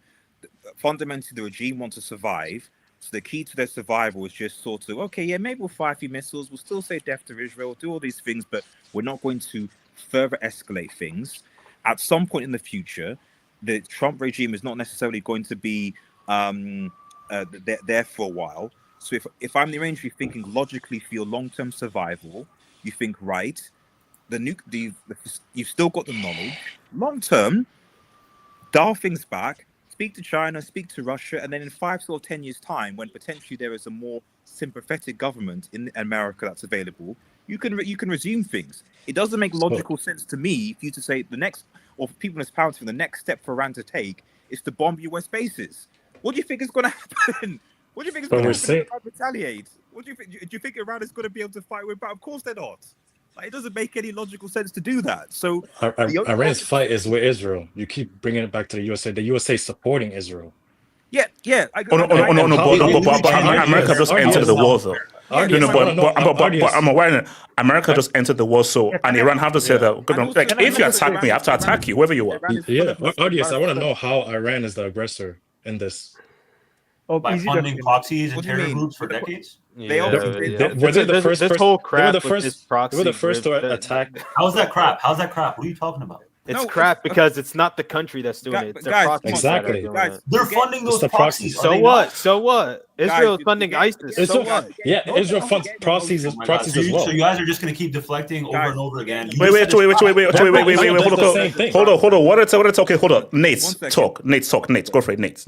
Okay, so he's saying, oh, it's crap that they're funding proxy groups, and then once I pointed out that it's facts, he was like, oh, well, what about Israel doing this? So you're deflecting because you know it's facts. You're like, oh, well, Israel's doing the same thing. So first acknowledge that Israel Iran has been funding ISIS. Wait, hold on. Delta, let him talk. And the Delta, you can respond after he talks. First of all, that's a conspiracy theory. But let's say for the sake of argument, let's say for the sake of argument, I grant you that. Sure, Israel's funding ISIS. Do you condemn Iran funding those proxy groups and say that that is an act of aggression? Because earlier you said that's crap, but that's literally facts. How's that not facts? No. Look at Delta. Wait a second. Delta. Respond, Delta. Okay. Listen, I'm saying it's crap because you're using it as a justification to attack Iran. You can't just. No, yes, you are, dude. You're saying just because Iran is funding Hezbollah, they're funding Hamas, they're funding the Houthis, we're going to attack Iran and we're going to bomb their civilians, we're going to bomb their hospitals, we're going to bomb their missile programs, we're going to bomb their nuclear programs. We're going to pretty much bomb everything in Iran, and we're going to continue to do so. So this is actually going to make things worse for Iran. This is actually going to make them build a nuclear weapon. They're going to say, if we build a nuclear weapon, Israel is not going to attack us anymore. The U.S. isn't going to attack us anymore. And they're within their right to do that. They're at 60% enriched uranium. What do you think they're doing? Why would dude? Like I said before, 10 times more than what they need. Obviously, they're trying to build a nuke. It was 60% in 2020. It was 60% in 2015. They could have. Yeah, but why has it always been that high? Why has it been that high if they don't want to nuke? Why That's 10 times more than why they did they build it 4 years ago? Because No. Wait, no. Wait, hold on. Casey, Casey. You can go after me. I'll just say this, right? There's a simple. If you care about Middle East, right? There is a reason why people say Iran can't have nuclear. It's because like other Sunni powers, but mind you, Israel is not their main enemy. Iran's main enemy. It's the other Sunni powers. It's Saudi Arabia. They were fighting a cold war, basically a cold war in Yemen. But where do you think Houthis are? Like Houthis are kind of Shia Muslims. But Casey, the Sunnis and the Shia pretty much have their number one enemy, which is Israel, right? No, Delta. Saudi Arabia. Do you know they hate them? Do you know Muslim the Muslim kind of faith? They have a lot of infighting, which is bigger than the Jewish. Yeah. So basically, but I think that's like two steps down. Wait. Let Casey. What's the point? I think that the reason is that if Iran gets nuclear weapons, like Saudi Arabia is going to say we need nukes. It's your Oman. The Gulf countries are going to say that we also need nukes. That's basically why people say that Iran can't have nuclear weapons, because like that's going to create like a nuclear race. Okay. Then Israel should dismantle its nuclear programs then. So no, Casey, hear me out. If we don't want any nukes in the Middle East, right, then Israel should decimate its nuclear programs. Okay, Delta. You are talking rubbish, Casey. Excuse me. Let me come here, Casey. You have done a good fight. This guy is talking. This guy in APSG Delta is talking absolute rubbish. Nobody talking absolute clownish rubbish. I blame you for this because I've been trying to let me in this panel since. This guy's been talking fallacy. Yeah, talking nonsense. Look, let me just tell you something. In war, there's no who is right or wrong. Right now, as DT has pushed that missile, look, by the end of game 7 today, I need him to send 4 more. You know why? The fuck? Yes. Yeah, get this retard off. Your grandfather is retarded. This is just stupid. No, we're not doing this. Wait, we're not doing this. We're not doing this. Okay, we're not going to just throw this into some kind of crazy comment. But okay, my thing though is because that's just all I want to just know is that how. Because that's one. So Nate, because Casey said that he doesn't see this escalation. So Nate, how do you think this sort of ends? What do you think Iran's end goal is? Because Ardis has said that Iran simply just don't have the allies and friends to really do anything so substantial. So they say, do you believe that Israel and America are in a powerful position to pretty much dictate how this ends? I mean, in terms of America, they really can't do shit to America. I think they're going to continue to fire missiles at Israel, and we're going to see how Israel retaliates. Russia is definitely not doing shit. The idea that it's like, oh, there's going to be a massive conflagration and Iran's allies are going to step in. What is Russia going to do? They suffered 1 million casualties in Ukraine. They've expended all these resources for that war alone. How are they going to help Iran? In fact, they've been relying on Iranian drones. Nate, Russia is so weak they couldn't even save us. And also they're focused on Ukraine as well. Sorry. Yeah. No, sure, Nate, go. Sorry. No, go. All right, I was going to say, just answer this question. Everybody keeps acting like, oh, Iran's not trying to get nukes. Why would you have 10 times more enriched uranium that you need to have over this prolonged period if you're not trying to get nukes? Why do you think, HH? Oh, no, wait, no, look, let's be real. If you're enriching uranium, I think Iran are trying to get nukes. You see, my belief is that, of course, they want nukes. 100% they want nukes. And within their right to make a nuke. And Delta, and that is the key debate that we're having here. Because Nate, from a very basic point of view, and I'll get into much more detail, from a very basic point of view, you have nukes, why can't I have nukes? Very basic, that's very surface level. But the very surface level is, you have nukes, I should have nukes. Now, the argument is, if Iran have nukes, they are much more irresponsible of having nukes, and they're more likely to use those nukes than all the guys that have those nukes.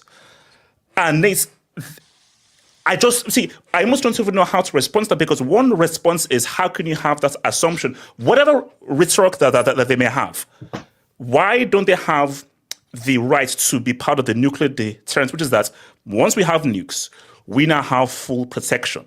That nobody can bomb us anymore based on the nuclear deterrent. Because of the actions they show that they can't be trusted. If a kid is misbehaving in class, you wouldn't give him certain privileges you would give to other kids who are behaving well and have good grades. So it's already very dangerous to have any country have them in the first place is very dangerous. Wait, so Nate, let me ask you this. If you don't want Iran, okay, go ahead. You made it pretty clear that you don't want Iran to have nuclear weapons. That's fine. If you don't want Iran to have nuclear weapons, Israel must right now decimate all its nuclear programs and give up its illegal nuclear weapons. They won't do that. That way, they won't do that. Then Iran should have a nuclear weapon. So just like HH said, so if they want fall protection, because let's keep it clear here, let's not act like one side is better than the other. Israel has said many times they want to get rid of the regime. Benjamin Netanyahu came out in 2001, 2003, 2005 that Iran will be next.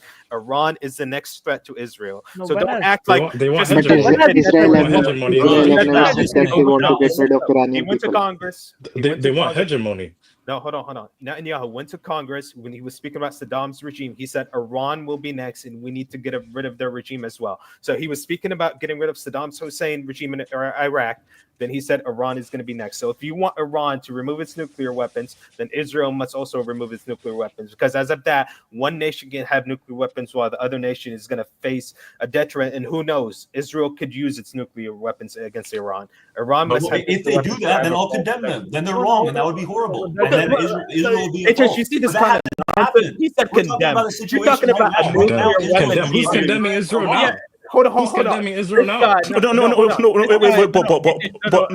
Wait, quickly, but wait, You guys aren't operating in reality, though. That's the you guys are idealists. You're not practicalists. This is the no. But I think because the issue that we're having here though is the notion of why Iran can't have these nukes, but Israel can have these nukes, and the notion of how come Israel are more responsible of having these nukes than Iran are not having those nukes. That's the whole thing. Because again, because we are all dealing with the assumption that Iran are irresponsible, and if they have these nukes, they're going to use those nukes. Yes, exactly. Israel already has had nukes for 80 years. We're acting like it's hypothetical, like they just got nukes. Oh my God. Hold on. They've had nukes since their inception. 100%. Hold on. Delta and complicated. Delta, we're saying Delta. Hey, I just want to go back to your point. You said if Israel used a nuke, a tactical nuke in Iran, you said you're going to condemn them? Are you kidding me? You're going to condemn over the lives? I'm talking about over 1 million, possibly even 2 million deaths in Iran, and all you're going to do is condemn them. Oh, this is but I'm saying it hasn't happened. Obviously, that would be a horrible atrocity. That would be genocide. I'd say yes, that's genocide. And that they're committing a genocide right now. They're committing a genocide in Gaza. What makes you think they're not going to commit a genocide in Iran? You keep deflecting. We're not talking about Iran. We're talking about Iran. Every time I say something, you say, "Oh, what about Israel?" I'm giving you an example. I'm giving you an example of Israel is known for committing genocide. Just because they committed a genocide in Gaza doesn't mean they won't commit a genocide on Iran. They want the Iranian regime change. They want a Western puppet in that regime, and they want to have full control of. They want hegemony. No. It goes back to their Talmud. Their Talmud said, I don't know if you heard about this, but the Greater the Greater Israel Project. And they want to dominate the Middle East, and we're pretty much seeing it right now. They want to dominate southern Lebanon. Can I just do you know everything about Judaism? Have you studied the Talmud? Like, there are rabbis. Okay. Wait. Hold on. Let me go. So, shout out to Fair. America invaded Iraq when they were confirmed to have no WMDs. You see, that's what I'm saying. That is what I say because I remember that O3 thing. I remember that again. I told you I've got 2 ages. So this is for my alternate age. I remember the whole build-up of the whole thing. I remember. You may be too young to remember.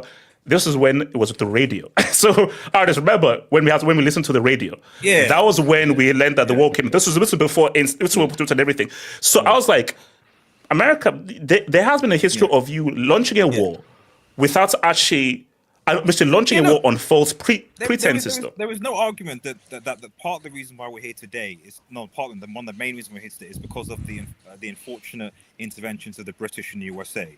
Even the fact that we even have the regime in Iran is because of the CIA and MI6 basically overthrowing the previous guy, installing the Shah. No, it's not. It's not because deal. It was a significant factor. Case. I agree with that. At the end of the day, like Western involvement in the Middle East has, generally speaking, has not been good. It's not been great, and so we have to take.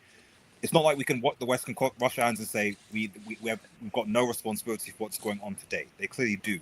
However, all of that said, when it comes to practically sort of going forward, at the end of the day, if you're the Iranian regime, if you want your regime to survive and you want to limit the costs to your people, the next logical step is not going to be to go and bomb USA bases or to attack back. Because if you do that, you know that you're going to get retaliation from the combination of the US Army and also the Israeli military as well.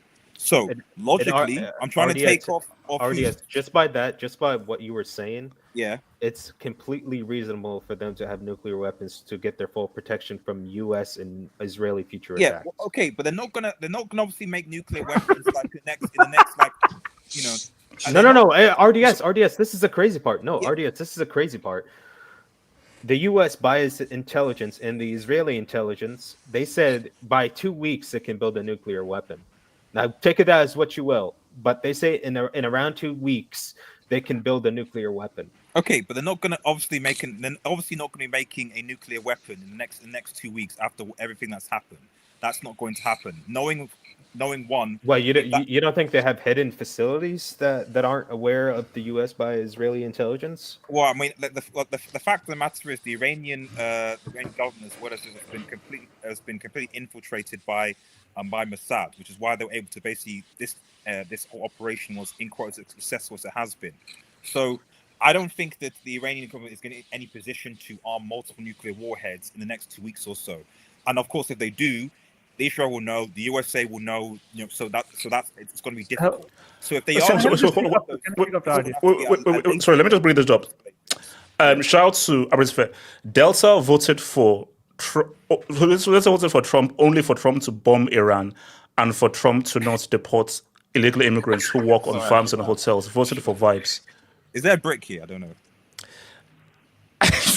Basically, there's just a shake of the head.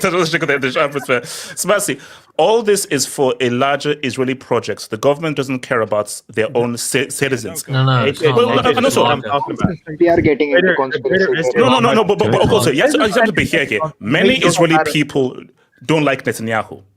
Several Israeli people do not like Netanyahu. So don't think that's all Israeli people are support Netanyahu. That's what never made sense. But you don't. Okay, like, right, what we're going to do is, before this whole October 7th happened, there were multiple protests going on throughout the country, and it never made sense to me logically. Right, so what we're going to do is we're going to bomb we're going to attack. Hamas is going to attack, which is inevitably going to unite. RDS, they knew Hamas was going to attack, by the way. Yeah, they had intelligence on that. I'm not going to get into semantics. The point I'm trying to make is that, like, obviously the attack from Hamas, Iran, whatever it is, these things are going to obviously unite the country. Despite the fact that this president Netanyahu is incredibly grossly unpopular, and as it stands now, his popularity is obviously he's not going to be going anywhere into him unless a death comes from the next 10 years, which is going to come for Trump and him anyway. So, okay, let me just. Sorry. John Karaka, a former CIA analyst, said that the original plan was to wipe out Iraq and Iran in less than 3 years, but they got stuck in Iraq. I don't know how they were going to wipe out Iran and Iraq. Okay, look. Guys, no, we will reintroduce this again because trust things will happen and we'll be back here for part 2. But I need to go out and eat because I've not eaten it again, but we'll be back again for part 2. One love. Yeah. Crazy. All right, peace out.